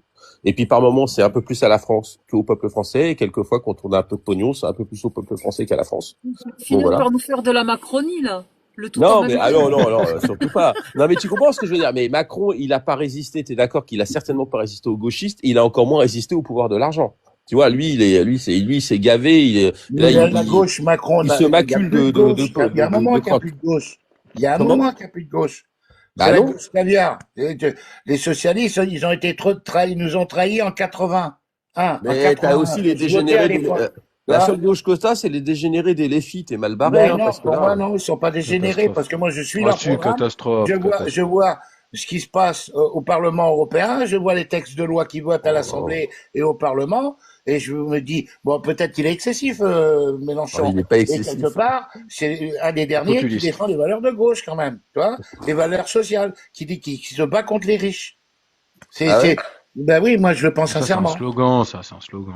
T'inquiète pas, tu vois, quand tu vas avoir le pouvoir. Au Parlement, il y a juste à aller voir. Moi, j'ai que ça à faire à la retraite. En plus, pour te dire, je m'occupe des associations. Par exemple, pour le logement, hein, parce que je vois des gens là en ce moment, on s'occupe d'une jeune tchèque et tout pour la reloger et tout. Au niveau des communes et tout, c'est un scandale quand tu vois que c'est tenu par des compagnies d'assurance et tout, ou par des gros richards, ou par des mairies et tout. Tout ça, pourquoi? Parce que ils font de l'optimisation fiscale. Et puis, et ça marche avec les politiques, les sénateurs et tout. Et puis, pourtant, il y a des textes de loi qui disent que normalement, ils sont obligés. Ben non, ils ne respectent pas. C'est pot de fer contre pot de terre. C'est ça qui me révolte. Alors qu'il y a des gens qui dorment dans la rue. Ça me révolte. Il y a des choses si tu apprenais certaines choses sur Mélenchon, tu serais bien plus révolté, mon pauvre ami.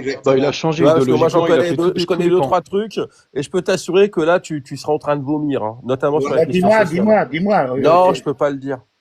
Mais je pense qu'il est au courant. Je peux pas le dire, tu vois, mais honnêtement, je te jure que c'est une merde, ce mec. Ouais, bien sûr. Très. Et puis franchement, il y a des porosités avec des milieux que t'as pas envie de voir en premier front en France, hein, je te le dis. Hein. Tu t'en rends pas compte peut-être à ton échelle, mais.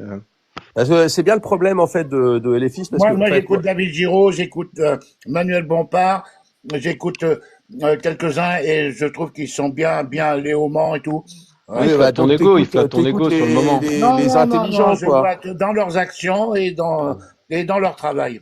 T'écoutes pas Louis Une Goya? question pour Missak. Missak, est-ce que tu as lu les programmes des gens que tu suis? Oui, tout à fait. Je suis ça et je regarde les votes et je veux même parce que. Non mais Missak, ma question c'est est-ce que tu as lu leur programme? Oui. D'accord. Ok. Oui, tout à fait. Et il n'est pas tout à fait. Tu as regardé tout le programme économique. Ils font des réunions. J'assiste à des réunions. Excuse-moi. Ils font des réunions où j'assiste à des réunions. Oui, c'est des comités où les gens ont la parole et ils font des propositions dans nos milieux départementaux, locaux et tout, régional et tout, où ces gens arrivent et tout, parce qu'ils donnent la parole à ceux qui sont là sur le terrain et qui se bougent. Et nous, on fait des propositions. Parce que moi, il m'arrive de faire quelques propositions. Ils les prennent en compte. Et j'ai vu qu'il y avait des propositions, justement, sur le logement et tout, pardon, qui prennent en compte. Et je me dis, ils sont à l'écoute, ils sont là, ils se bougent. Et les réunions, je vois pas des réunions des trucs de comités d'extrême droite, je vois pas des réunions de la droite, je vois pas de propositions sociales pour faire avancer. Ce que je vois, c'est qu'il y a que les filles, je suis désolé de vous le dire, qu'il y a que les filles qui se bougent le cul sur le terrain. Et croyez-moi, ils sont en train de faire le nécessaire. Et il y en a qui vont être surpris parce que là en ce moment parce qu'on leur tape dessus, mais croyez-moi qu'ils sont en train de préparer leur programme et préparer le débat pour 2027. Ah, ils arriveront si peut-être dans le dernier carré, ça c'est sûr. Débat contre débat et programme contre programme, vous allez être surpris. Oui, mais bon, c'est le programme de Jacques Généreux en économie, tout ça, il n'y a pas de problème, on connaît. Mais je te dis juste simplement d'abord, entre le programme et l'application, on va rigoler, hein, parce que les 101 propositions de Mitterrand, elles avaient été faites avec les communistes, hein, on a bien rigolé, d'accord? Ça s'est arrêté très vite. Ensuite, t'oublies quand même une chose, c'est que le père Méluche, c'est quand même un mec qui a voté Maastricht tranquillement en 92. Il est chez les bottes de Mitterrand, joyeusement. Il était bien caché. C'était un bon gros sénateur bien ventru qui s'est gavé pendant 25 ans, bien socialiste, etc. Frustré qu'il était d'être un troisième couteau, il a fini par monter son parti. Ça, c'est la première chose. Et la deuxième chose, t'as effectivement le volet économique qui va continuer à séduire des électeurs de gauche. À mon avis, c'est même pas qu'ils sont naïfs, hein, c'est qu'ils sont ils sont loyaux, quoi. C'est-à-dire que moi j'en connais, hein, j'ai des amis qui votent les filles, on s'engueule, mais bon, je sais que c'est des gens bien, tu vois, je le sais, mais bon, ils voient, il y a une partie qui voit pas. C'est toute l'autre partie racialiste, épouvantable, dégueulasse, qui est en train de mener Mélenchon, qui est immonde. Et je pense que à partir du moment où il n'y a pas une base saine, si tu veux, d'un point de vue éthique, hein, une éthique en politique, ça peut pas fonctionner. C'est-à-dire que il est quand même sur un deuxième pan qui est un pan, on va dire racialiste, qui est un pan de démagogie absolue où il va essayer de capter une clientèle, et ça c'est pas possible. Tu vois ce que je veux dire? On peut pas reprocher à l'extrême droite d'un côté d'utiliser un certain nombre on va dire d'items un peu nauséabonds et pas voir ce qu'il y a chez les filles. Je parle même pas de l'antisémitisme maintenant qui est quand même quasiment prouvé, quoi. Tu vois ce que je veux dire? Ils flirtent toujours avec la loi, mais enfin c'est assez dégueulasse. Je parle pas de leur positionnement sur Gaza qui a été carrément totalement extrême. Si tu veux, on n'était même plus dans l'analyse, on était dans une espèce de folie. Ouais, là-dessus, je vais pas être d'accord avec toi parce que ce qui se passe à Gaza. Mais j'ai pas dit que c'est. Non, attention, j'ai parlé de leur positionnement. J'ai parlé de leur positionnement, j'ai pas parlé de la justice à Gaza. J'ai pas. Non, mais de parler d'antisémitisme et tout, alors qu'on n'a pas le droit. Moi, tu sais, j'ai des amis juifs et tout.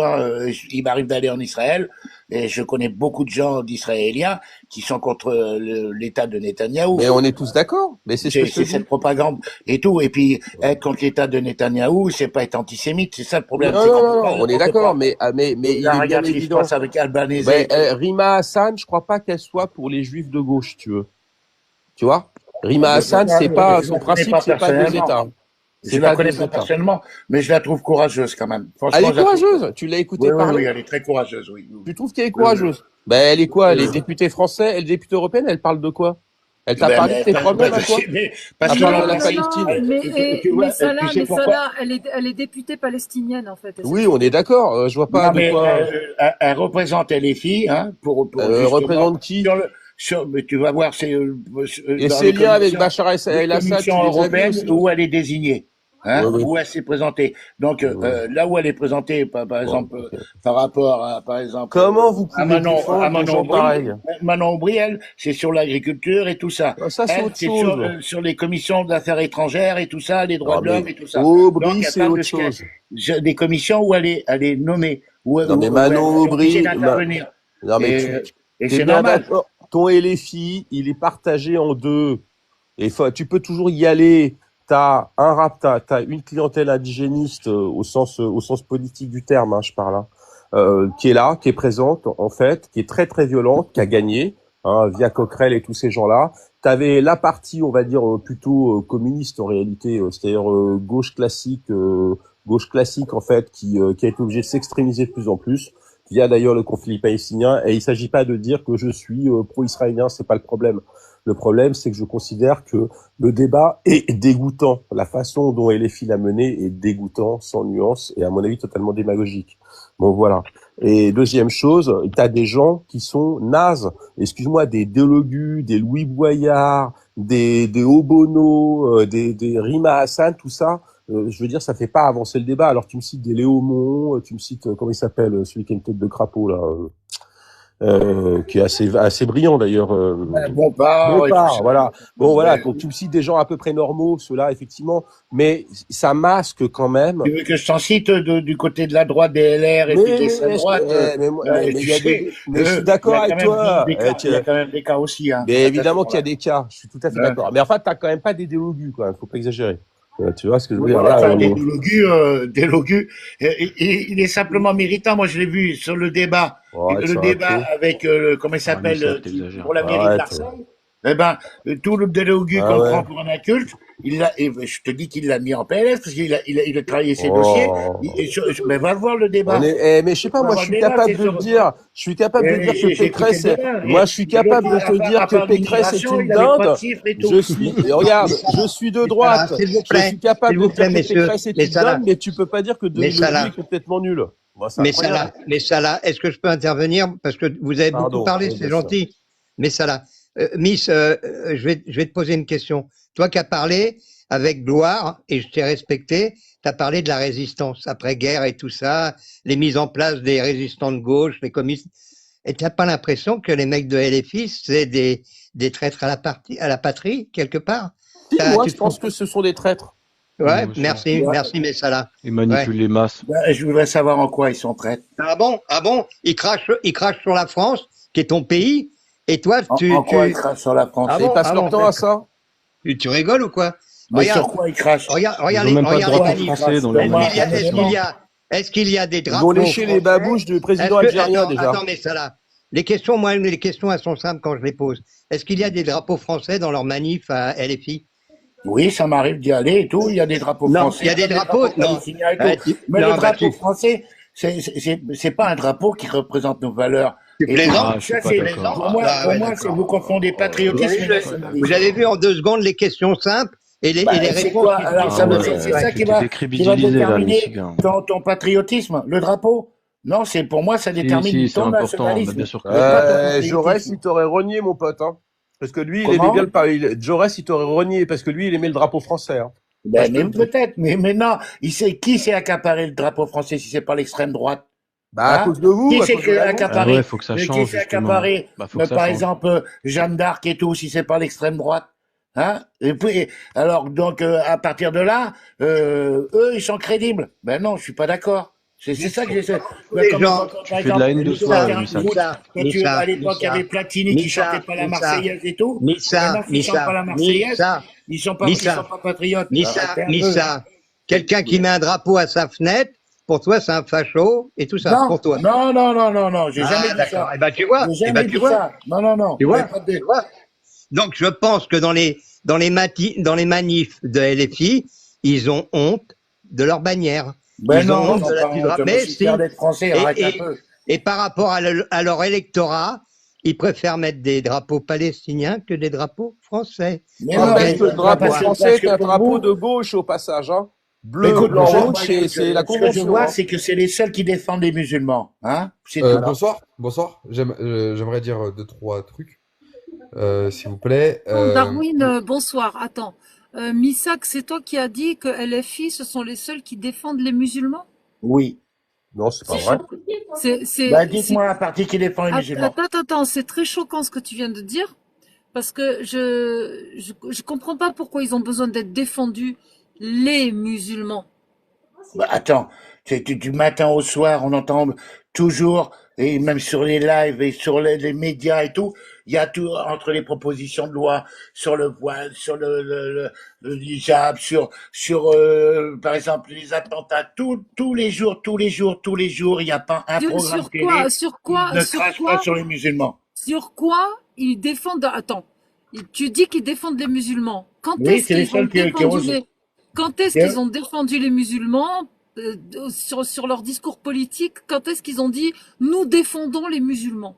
Non, c'est-à-dire qu'ils montent toujours au créneau quand on s'attaque à la communauté musulmane. Et je suis pas musulman, je suis bien français. Alors, qu'est-ce que c'est qui a fait que les musulmans ont été attaqués? Je comprends pas ton délire. Les musulmans que tu cites là, ils sont français ou ça se passe comment? Ils sont français, oui, c'est ça le problème. C'est qu'ils sont français et qu'on les accepte pas. C'est ça le problème. C'est qu'on les accepte.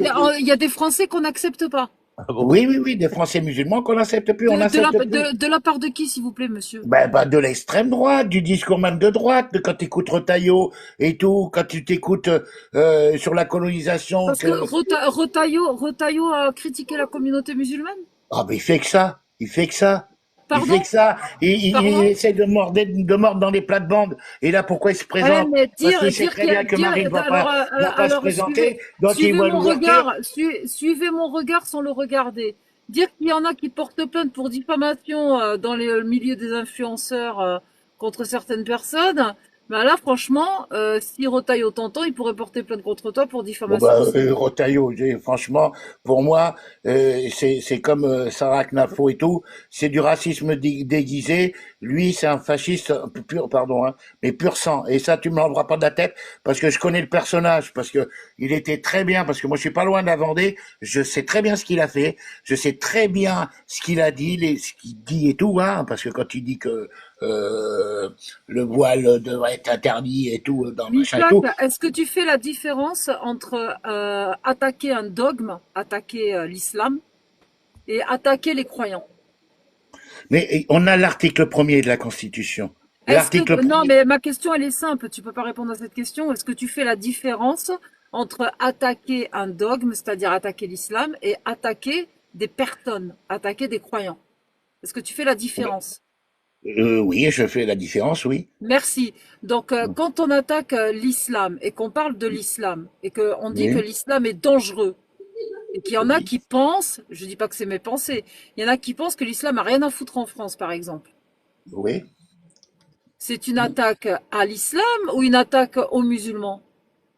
C'est une attaque aux musulmans et à l'islam, aux deux. Eh ben là, tu viens de raconter la plus grosse connerie, une connerie plus grosse que toi. On a fait ça pendant 200 ans en France avec les catholiques et les juifs. C'est pour ça que, c'était la gauche, c'était les gens comme vous qui le faisiez. Et de façon bien plus violente. C'est ce qui a amené la République laïque, c'est ce qu'on Non, vous avez crucifié des gens. C'est ce qui a amené la laïcité. Mais ça là, je vais juste terminer. Mais ça là, juste je termine ce que je voulais dire à Missak. Parce que moi, quand je fais des lives, je critique l'islam et je fais que ça. Normalement, j'allume des lives que pour critiquer l'islam. Excuse-moi, depuis plus de 2 ans que je fais ça. Au départ, les musulmans se sont sentis attaqués. Mais pourquoi? Je vais te dire pourquoi. Parce qu'ils ont pris comme identité la religion. D'accord? Et c'est ça qui pose un problème. Parce qu'ils en oublient leur propre identité. Ok? Donc moi, j'attaque les textes, j'attaque l'islam, mais pas les croyants. Bon, alors, d'accord. Et si je crache sur l'islam, je ne crache pas sur les croyants. Je crache sur les textes de l'islam. Alors les textes, déjà, il faut être un théologien pour les comprendre et tout. Parce que déjà, eux, à leur niveau, ils sont obligés d'aller... je vais te lire, je vais te réciter... Je connais les textes. Non, je vais te réciter la 24.2.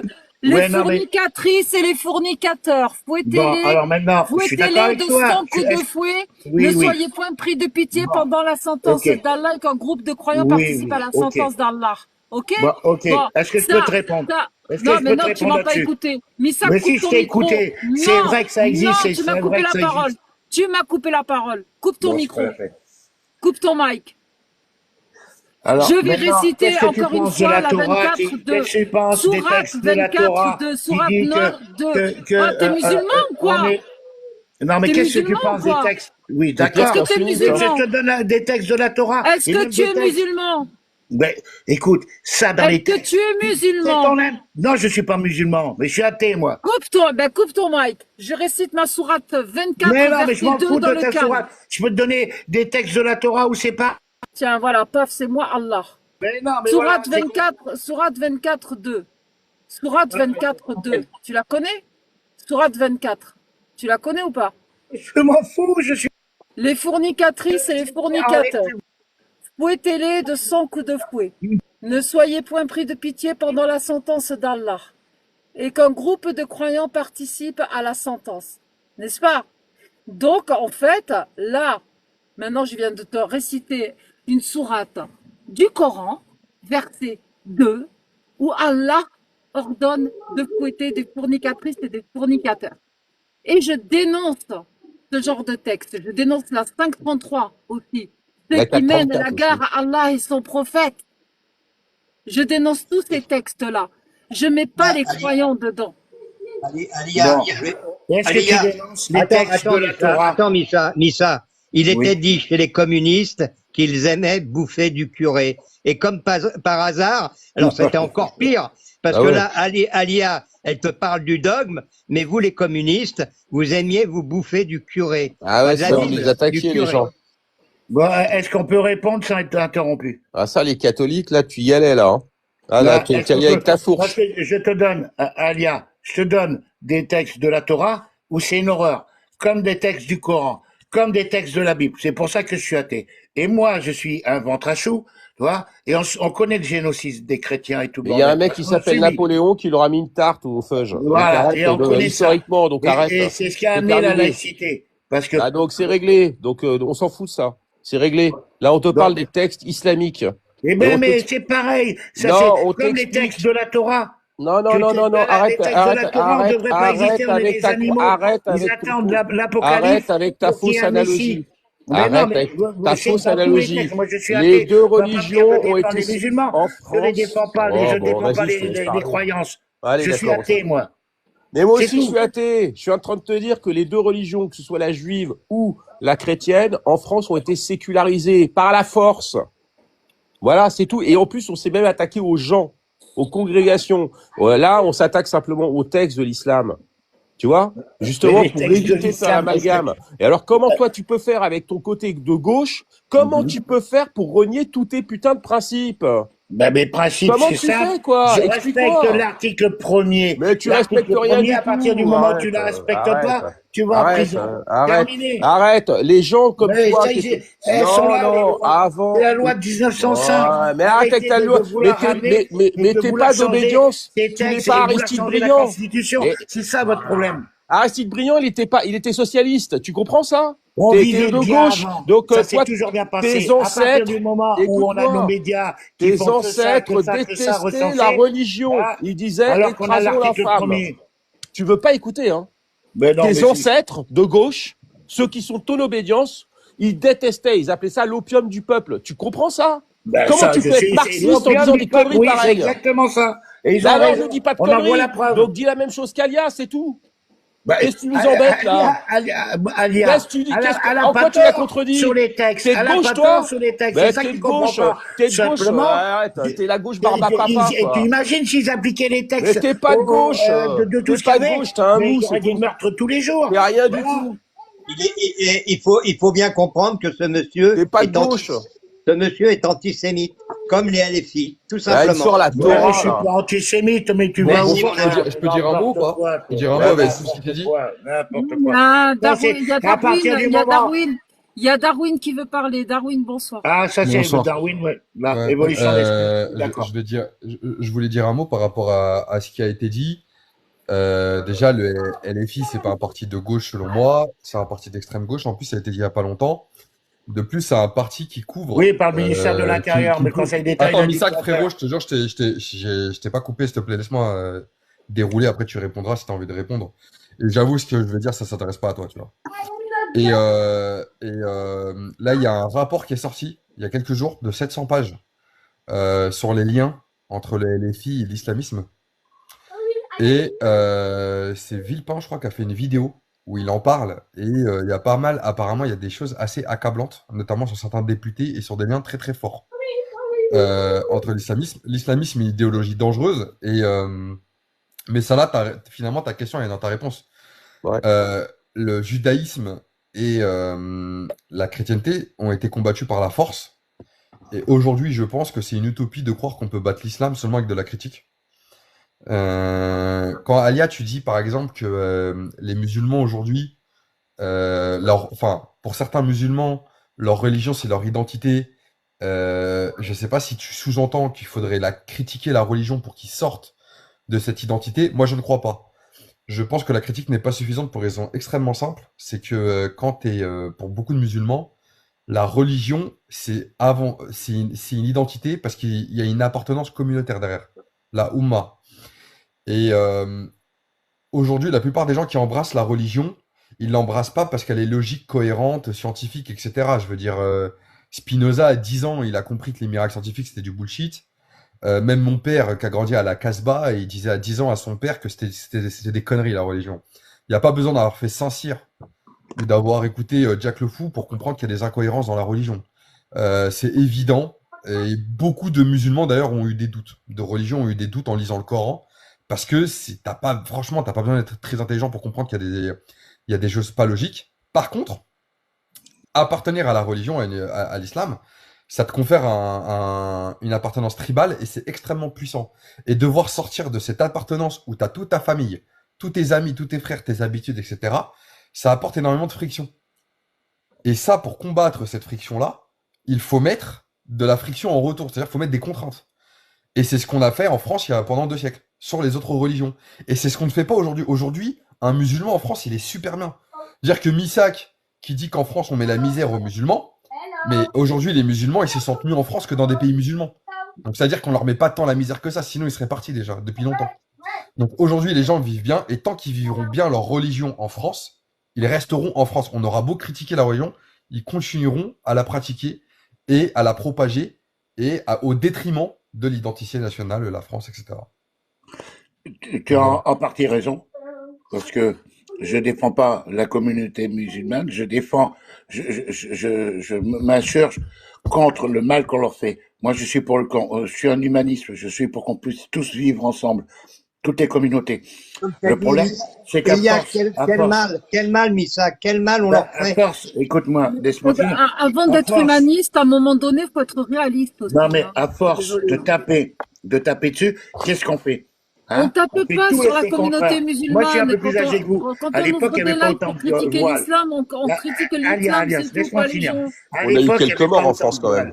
Il n'y avait pas autant de religion et tout. Maintenant, quand je vois des jeunes de 20 ans avec une barbe et tout, religieux et tout, là, ça m'énerve. Eh ben là, il faudrait qu'on se pose une question. Laisse-moi finir mon raisonnement. Attends, mais la question qu'on doit se poser, est-ce Allah le problème ou l'ingérence des frères musulmans? Non, moi, ce que j'essaye de vous faire comprendre, et c'est pas pour nous défendre. Non, mais là, tu soulèves un point important. Il y a 40 ans, il n'y avait pas tout ça. Il y a 40 ans, il n'y avait pas tout ça.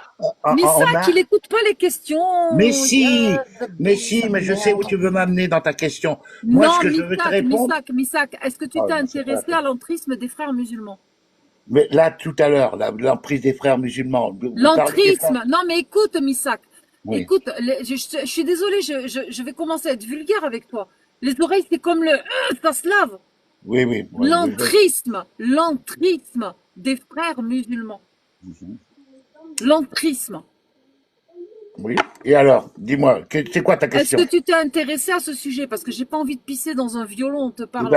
Oui, je me suis intéressé à ça. Et oui, à l'époque, là, il y a eu un projet de loi, tu vois, par exemple, pour interdire les frères musulmans et tout. J'ai été m'enseigner, j'ai été me documenter. J'ai simplement pas compris pourquoi LFI votait. C'est pas un projet de loi, ils sont interdits. Laisse-moi finir. Ils sont interdits en France. Non. Les frères musulmans n'ont fait aucun attentat dans le monde entier. Mais ça, même si je suis pas. En fait, ils sont. Non, il y a eu une demande. Il y a eu une demande pour qu'ils soient interdits. En fait, c'est pas les frères musulmans qui sont interdits en France, c'est les gardiens de la révolution iranienne, mais ils sont pas encore justement. Et les filles s'est opposé à ce que, non seulement s'est opposé à ce qu'on mette comme entité terroriste les gardiens de la révolution iranienne, et bien évidemment s'est opposé à ce qu'on mette comme. Non, c'est les frères musulmans, Massala. Oui, mais ils sont opposés, d'accord, on est d'accord, ils sont de ce côté-là. Et puis il y a une dernière chose, c'est que en fait, admettons même que, et là je suis assez d'accord avec l'intervenant avant, admettons même que on soit dans un rapport de force avec l'identité islamique. En réalité, il y a eu une lutte qui a été une lutte légale et une lutte culturelle contre le catholicisme et notamment contre l'intégrisme. Je veux dire, il n'était pas bon d'être un catholique intégrique. Monseigneur Lefebvre, il s'est fait défoncer. Tu vois ce que je veux dire? Là, tout le monde y allait. Alors que quand tu vois un mec avec une barbe et qui t'explique tranquillement qu'il a envie de vivre comme au 7e siècle, on lui dit non, oui, faut être tolérant, faut être humaniste. Non, mais faut arrêter les bêtises. C'est-à-dire que si t'es de gauche, je suis d'accord avec toi, mais ça là, si t'es de gauche, tu dois faire comme Charlie Hebdo, tout ce que tu veux, voilà, même si je rigole pas. Charlie Hebdo, eh ben alors qu'est-ce que tu nous de toutes les religions. Et il t'a expliqué, il y a 3% des musulmans dans le monde qui vivent bien. Tu sais où ils sont? Ils sont en Europe. Ils sont pas dans leur pays. Ils sont pas dans les 53 pays musulmans. Tu vas en Indonésie, non, c'est le plus grand nombre de musulmans. Oui, en Indonésie, ils vivent très bien, c'est vrai. Il y a simplement Mais vas-y vivre en Indonésie. Mais c'est pas ça. Ce que j'essaie de t'expliquer, ce que j'essaie de vous expliquer tout à l'heure, c'est qu'on a des lois. Il y a juste à les appliquer. Mais arrête avec tes lois, arrête avec tes lois. En prison, on les expulse. Mais il y a des lois en France. Juste par rapport à l'article 1er, il y a des lois, c'est juste ça. Mais en vouloir toujours se les mettre dessus, s'il te plaît. Est-ce que tu les mettre, Missa, s'il te plaît. Missa, calme-toi. Est-ce que tu sais que les frères musulmans, c'est un programme politique? Oui. Un programme politique. Toi qui es politique, tu as dit je vais lire les programmes, je vais lire tout ça. Si tu t'étais intéressé de près aux frères musulmans. Oui, c'est un programme politique. Ils veulent tais-toi, s'il te plaît. Écoute-moi, moi je te coupe pas quand tu fais tes trucs, s'il te plaît. Non, je te donne le nom du mec, c'est tout. Ils veulent pénétrer tous les strates. C'est un projet politique, tous les strates de la société française. Observe. Là, en fin de compte, on s'en est rendu compte. On est en train d'observer les élections municipales parce que de par le biais des élections municipales, après des maires qui sont mis en place, on peut élire en fin de compte des sénateurs. C'est une évolution qu'ils cherchent tout doucement. Ils ont le temps. Ils ont dit, vous avez des montres et nous on a l'heure, on a le temps. Ils ont le temps de pénétrer. Donc il faut être très prudent. Et toi, quand tu leur fais la courte échelle, tu collabores avec eux, mon ami. Voilà. Non, je dors pas. Je sais que tu as raison. Enfin, tu as raison sur un point. C'est un truc politique. Ça, je le sais. Je suis méfiant parce que moi, je combats ce genre. Voilà. Maintenant, je dis simplement, voilà, les traités de groupes terroristes, là, je suis pas d'accord. Et c'est la loi, hein, c'est la loi. J'ai juste respecté la loi de la démocratie. C'est-à-dire que, et pour l'instant, il n'y a pas un attentat. Ils n'ont pas un attentat, hein, qu'on peut leur coller. Il n'y a pas d'attentat. C'est un gamin. Non, il n'y a pas d'attentat. Tu vas vérifier. Il n'y a pas, j'ai été vérifié. Hein, pour savoir s'ils avaient fait des attentats. C'est juste. Donc en France, tout va bien. Il n'y a pas eu Charlie Non, Hebdo. je dis pas tout va bien. Il n'y a pas eu le Bataclan. Faut les combattre avec la loi et la démocratie. Tout va bien. Faut les combattre avec la loi et la démocratie. Pas faire comme Trump et tout. Ça fait que nous diviser. Et ça fait que, au contraire, que les mettre en communauté. C'est ça que j'essaie de vous expliquer. Mais la loi, tu peux la changer. Au nom de qui il y a eu des attentats en France? Non, mais c'est les islamistes. C'est les islamistes. Ça n'existe pas, les islamistes. C'est quoi la différence entre islam et islamiste? Et pour ta gouverne, là, à l'heure actuelle. Pour ta gouverne, t'es athée, moi je suis une apostat, je suis une ex-musulmane. Ça n'existe pas d'islamisme, il n'y a qu'un islam, il n'y a que l'islam. Peut-être, je sais pas. Au nom de qui?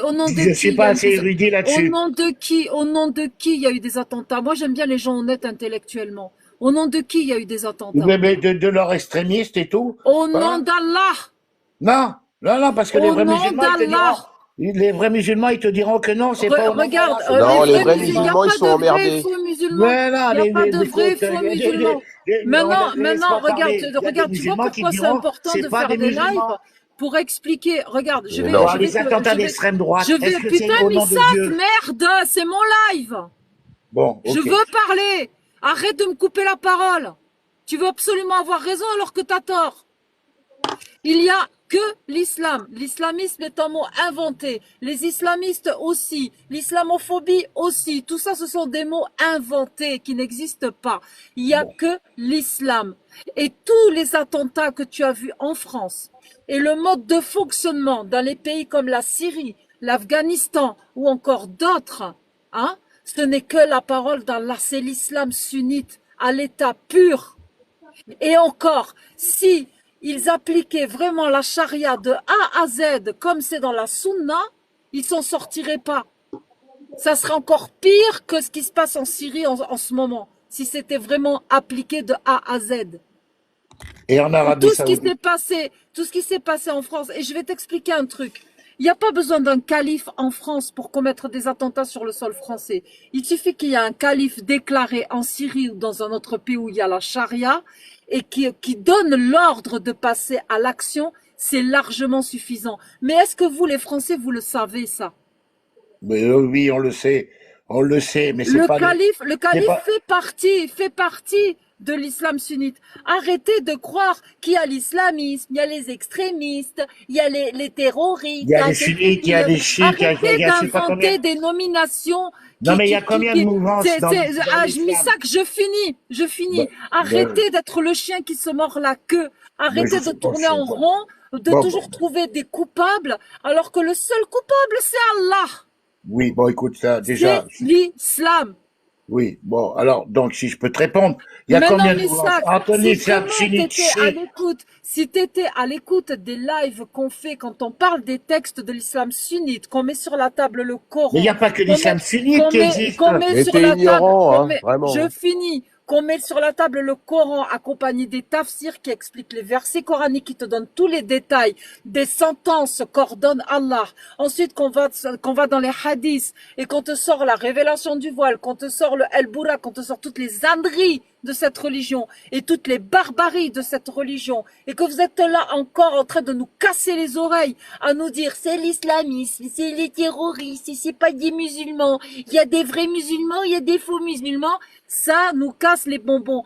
Écoutez les lives qui débattent sur l'islam sunnite, écoutez les textes qui sont ressortis et vous allez comprendre que la seule chose qui a attaqué le sol français, c'est l'islam et pas autre chose. Allez. Tu as raison, je préfère Mais bien sûr que j'ai raison. Mais non, parce que quand je vois en Algérie, au Maroc... Ah bah ouais, tu penses, ça a été une réussite en Algérie, 1 million de morts. Et ils ont pas... Tu te fous de moi ou quoi? Ils pratiquent pas les textes de loi, comme tu dis, et ils font pas comme tu dis. En Algérie, il y a eu 1 million de morts. La décennie noire, c'est partout quoi? dans tout le Moyen-Orient, même en Indonésie. Donc, maintenant, dire qu'il n'y a pas des islamistes et qu'il n'y a pas d'islamophobie, je préfère m'en aller. Voilà. Des décennies noires en Algérie, mon ami. Écoute, Misak, reste dans ton déni. Non, je préfère m'en aller. Reste dans ton déni. Non, je reste dans ton déni. Reste dans ton déni. Mais je ne suis pas dans le déni. Non, reste dans ton déni de gauchias et au revoir. Je te retiens pas. Comment tu m'as gonflé? Merci. De rien. Et pourtant, on l'a. Alia, merci. Mais Salah, merci. Kens, t'es monté, t'as pas parlé, mais vous voyez un peu là, ils sont lobotomisés. Malheureusement, ces gens-là, c'est catastrophique parce que il va aller chercher des programmes politiques, il va défendre en fin de compte un dogme, mais sur lequel il ne connaît rien. Il ne connaît rien. C'est dommage. Hein. Ouais. Après, bon, on peut ne pas lui en vouloir, mais ce qui est catastrophique, c'est qu'il peut parler à d'autres gens et essayer, en fin de compte, de les amener dans ces théories foireuses. Hein. C'est grave. Hein. Et le pire, c'est que le gars, il est quand même marxiste, donc il est communiste. Ouais, donc normalement, ça doit être un bouffe curé absolu. C'est-à-dire que ses ancêtres, comme je disais, ils s'étaient pas restés brillants, hein, c'était des durs de durs. Hein. Eux, ils étaient pas pour la loi. Hein, c'était très violent vis-à-vis des religions. Mais ça, et là, ils lèchent les babouches. Mais ça là, tu te rends compte de la force de LFI d'avoir retourné des mecs qui étaient contre les religions et en fin de compte aujourd'hui défendre en fin de compte un dogme qui est contre la France. Parce que Mélenchon, c'est un gourou. C'est de la folie. Moi je dis qu'il ne réalise même pas qu'il défend un dogme. Non. Il est parti sur des termes inventés comme l'islamophobie, l'islamisme, les terrorismes et le machin, alors qu'en fait, il suffit juste d'ouvrir tes oreilles, tu sais, de les laver, parce que les oreilles, c'est comme le cul, ça se lave. Donc, gars, tu laves tes oreilles, tu vas dans les lives où on parle de l'islam, on le critique même pas l'islam, il se critique tout seul. Il suffit juste de le lire et il se critique tout seul. On n'a pas besoin de dire on critique l'islam, on déteste l'islam. L'islam, c'est mortifère, c'est pas bien, c'est pas joli. Non, tu ouvres le Coran, tu ouvres le hadith, tu ouvres les tafsirs et c'est bon, t'as tout compris. Ouais, mais c'est problématique, hein, parce que le truc, c'est que bon, t'as des mecs, bon, il doit être un peu âgé, lui. Mais t'as ce niveau-là. C'est pour ça que c'est bizarre, parce que Mélenchon est un gourou, parce que soit il chope des vieux mecs de gauche qui avaient malgré tout une culture politique, hein, parce qu'il en a une quand même, soit il va choper des gamins, des décérébrés de 18, 21, 22, 23, mais qui font aussi des Sciences Po et compagnie, donc ils font quand même des études, même si ça a baissé le niveau.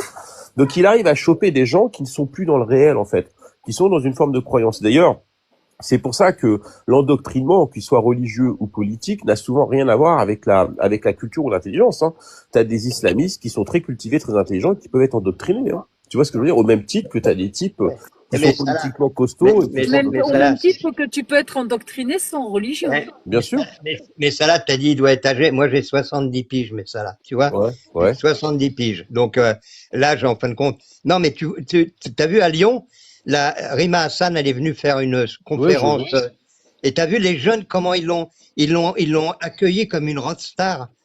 C'est de la folie, tu vois? Ces jeunes-là, et Alia, elle a complètement raison. C'est qu'en fin de compte, ils cherchent pas à comprendre ou à savoir en fin de compte qui ils peuvent faire hisser et vénérer comme Rissa Hassan qui défend en fin de compte quelque chose qui est aberrant quand tu vois comment elle parle de la France, comment elle peut cracher sur le pays qui lui a tout donné et ces jeunes qui l'applaudissent. Donc, tu vois, paradoxalement, ce sont des idolâtres. Paradoxalement, tu vois, pour reprendre un terme islamique, ce sont des idolâtres ou un terme juif. C'est-à-dire qu'en fait, en réalité, ils ont besoin d'aimer des icônes. Et quoi qu'en soit, que ce soit Mélenchon, Rima Hassan, etc., en fait, ce sont des moutons. C'est-à-dire qu'ils ont besoin de se prosterner devant une incarnation, qui va être Mélenchon ou machin. Ils ont besoin de gourous. Et si tu leur parles de la nation française, qui est une incarnation un peu différente, plus conceptuelle, plus abstraite, et peut-être, à mon avis, plus réelle, Jaurès disait la nation, c'est la seule richesse des pauvres. Jaurès, hein, donc c'est Jaurès, quoi. C'est vraiment très à gauche. Et ben, ils comprennent pas. Et donc, malheureusement, tu as des gens là, comme celui qui est monté là, mais des comme ça, il y en a pas mal, hein, qui sont en fait, ce sont des suicidaires, quoi. Tu vois, mais en fait, ils ont le même déni que le croyant quand je lis je lis le Coran. Il voulait pas me laisser lire ma sourate. Le mec, il me dit qu'il est athée. C'est exactement le même déni. J'ai des musulmans des fois qui se barrent de mon live quand j'ouvre le Coran et je commence à le lire. Ils s'en vont. Il m'a fait la même. C'est limite effrayant, quoi, tu vois. Alia, ce qui est grave, c'est que le mec, il est monté en défendant, en mettant en avant la résistance et tout ça, pour en fin de compte, après, dire un truc qui n'a aucun sens par rapport à ses premiers propos. C'est de la soumission et c'est traître à la patrie, ce qu'il faisait à la fin. Tu vois, c'est une incohérence totale, ce mec, ce roulette. C'est incohérent. Voilà, excusez-moi. Tu peux parler du CNR, de Moulin, etc. J'ai envie de lui dire, ouais, d'accord, ok, mais tu crois que tu aurais tenu ton discours pourri là sur l'islam avec Jean Moulin? Je crois que Jean Moulin, il t'aurait regardé, t'aurais même pas adressé la parole, il t'aurait pris pour un cinglé, quoi. Tu vois, ou même les cocos de l'époque. Enfin bon, je veux dire, moi j'ai eu des amis cocos, j'ai été même élevé par des cocos à un moment donné, enfin voilà, à la campagne. Ça n'avait rien à voir avec ce genre de taré, quoi. Tu vois ce que je veux dire? Donc je vais vous dire, ça reste à mon avis une minorité. Et puis alors, il y a aussi une chose. Moi, je connais bien le monde musulman parce que j'ai des relations avec beaucoup de gens, même dans ma famille. Donc je connais bien ce cadre. Et en fait, faut bien les connaître. Donc d'ailleurs, qui aime bien châtie bien, on dit toujours. Moi, je suis sûr que ce mec-là, il connaît pas. En fait, je crois qu'il a pas d'amis musulmans réellement, etc. Parce que sinon, il aurait discuté un petit peu, il aurait tiqué. C'est normal, tu tiques. Et moi, des fois, je réponds, je dis attends, arrête de raconter des conneries comme ça. Il faut connaître aussi les gens pour pouvoir mieux les critiquer. Voilà, comme je dis, qui aime bien châtie bien. Ok. Et lui, à mon avis, et j'en connais beaucoup des léfistes, ils sont tous entre eux. Hein, faut pas croire. Hein, ils sont pas avec des musulmans. Ils vont dans leurs petits trucs bobos. Ils se mélangent pas tant que ça, hein, contrairement à ce qu'on pense. Donc évidemment, il n'y a pas de porosité. Ils connaissent pas les textes. Ils se ferment les yeux. Ils veulent pas voir. Jusqu'au jour où ça va leur tomber dessus, ils vont comprendre. Parce qu'en plus, ils sont généralement méprisés, évidemment, par beaucoup de musulmans, en fait, profondément. Parce que celui qui trahit sa patrie, tel qu'ils le font, on va dire l'islam étant une religion, on va dire non seulement prosélyte mais dominatrice, et puis les musulmans ayant un rapport à l'orgueil, à l'ego, tu vois. Alors je parle surtout des Algériens, des Maghrébins, ils ont quand même un rapport à l'orgueil. En fait, ils aiment pas ça du tout. Ils aiment pas qu'on se soumette comme ça. T'as fait fuir un Algérien qui est monté dans le live. Ah merde. Pour t'aider, logiquement, les Algériens devraient considérer les mecs de LFI comme des harkis vis-à-vis de la France. On est d'accord, voilà. Je suis d'accord, bien sûr. Ouais. Non, mais tout à fait. Mais ils le font, en fait. Mais ils le disent pas, mais ils le font. Moi, j'en connais beaucoup. Ils les méprisent, mais souverainement. Tu vois ce que je veux dire? Ils préfèrent même un mec de droite, hein. Au moins, ils se disent, bon, bah, lui, au moins, il est fier de ce qu'il est, quoi. Tu vois? Donc, bon. C'est comme ça. Pourquoi il est parti, Reich, reviens. Bah oui. On adore le couscous algérien. Ah bah moi, oui, moi, je bouffe que du couscous, j'adore ça. T'avais un niveau trop haut, Ah ouais? il faut que tu fasses l'imbécile si tu veux les laisser monter. Si tu fais l'idiot et le crétin, ils vont monter. Et après, tu développes intelligemment. Tu vois, mais ça Ah, là. t'as raison. C'est une bonne technique, t'as raison. Bah, Quand je veux commencer à faire mes lives. Non, mais tu vois, tu comprends mon pseudo maintenant? Mais tu parles de Mehdi Raich, là? Ça va pas ou quoi? Tu vas te détendre un peu? Non, pas du tout. Pas du tout. Justement, s'il parle comme un idiot, il reviendra plus. Ah bah non, alors. Alors, qu'est-ce qu'il dit? Tu y as mis Mehdi revient. Il veut pas revenir. Tu vois? Mehdi reviens. Mehdi J'ai les mêmes à reviens. la maison. J'ai les mêmes à la maison. Voilà. Mehdi revient. On aime le couscous marocain. Mehdi évidemment. revient. J'en ai mangé un hier, figure-toi. Un super bon avec mon pote Ali. Et mes amis, vous voyez, on a discuté politique où des fois on s'est un petit peu accroché. Normal. Mais en fin de compte, il y a quelque chose qui nous réunit. En fin de compte, c'est la préservation de la France. Bien sûr. C'est ça, en fin de compte. On a beau être sur des discordes dans des avis politiques.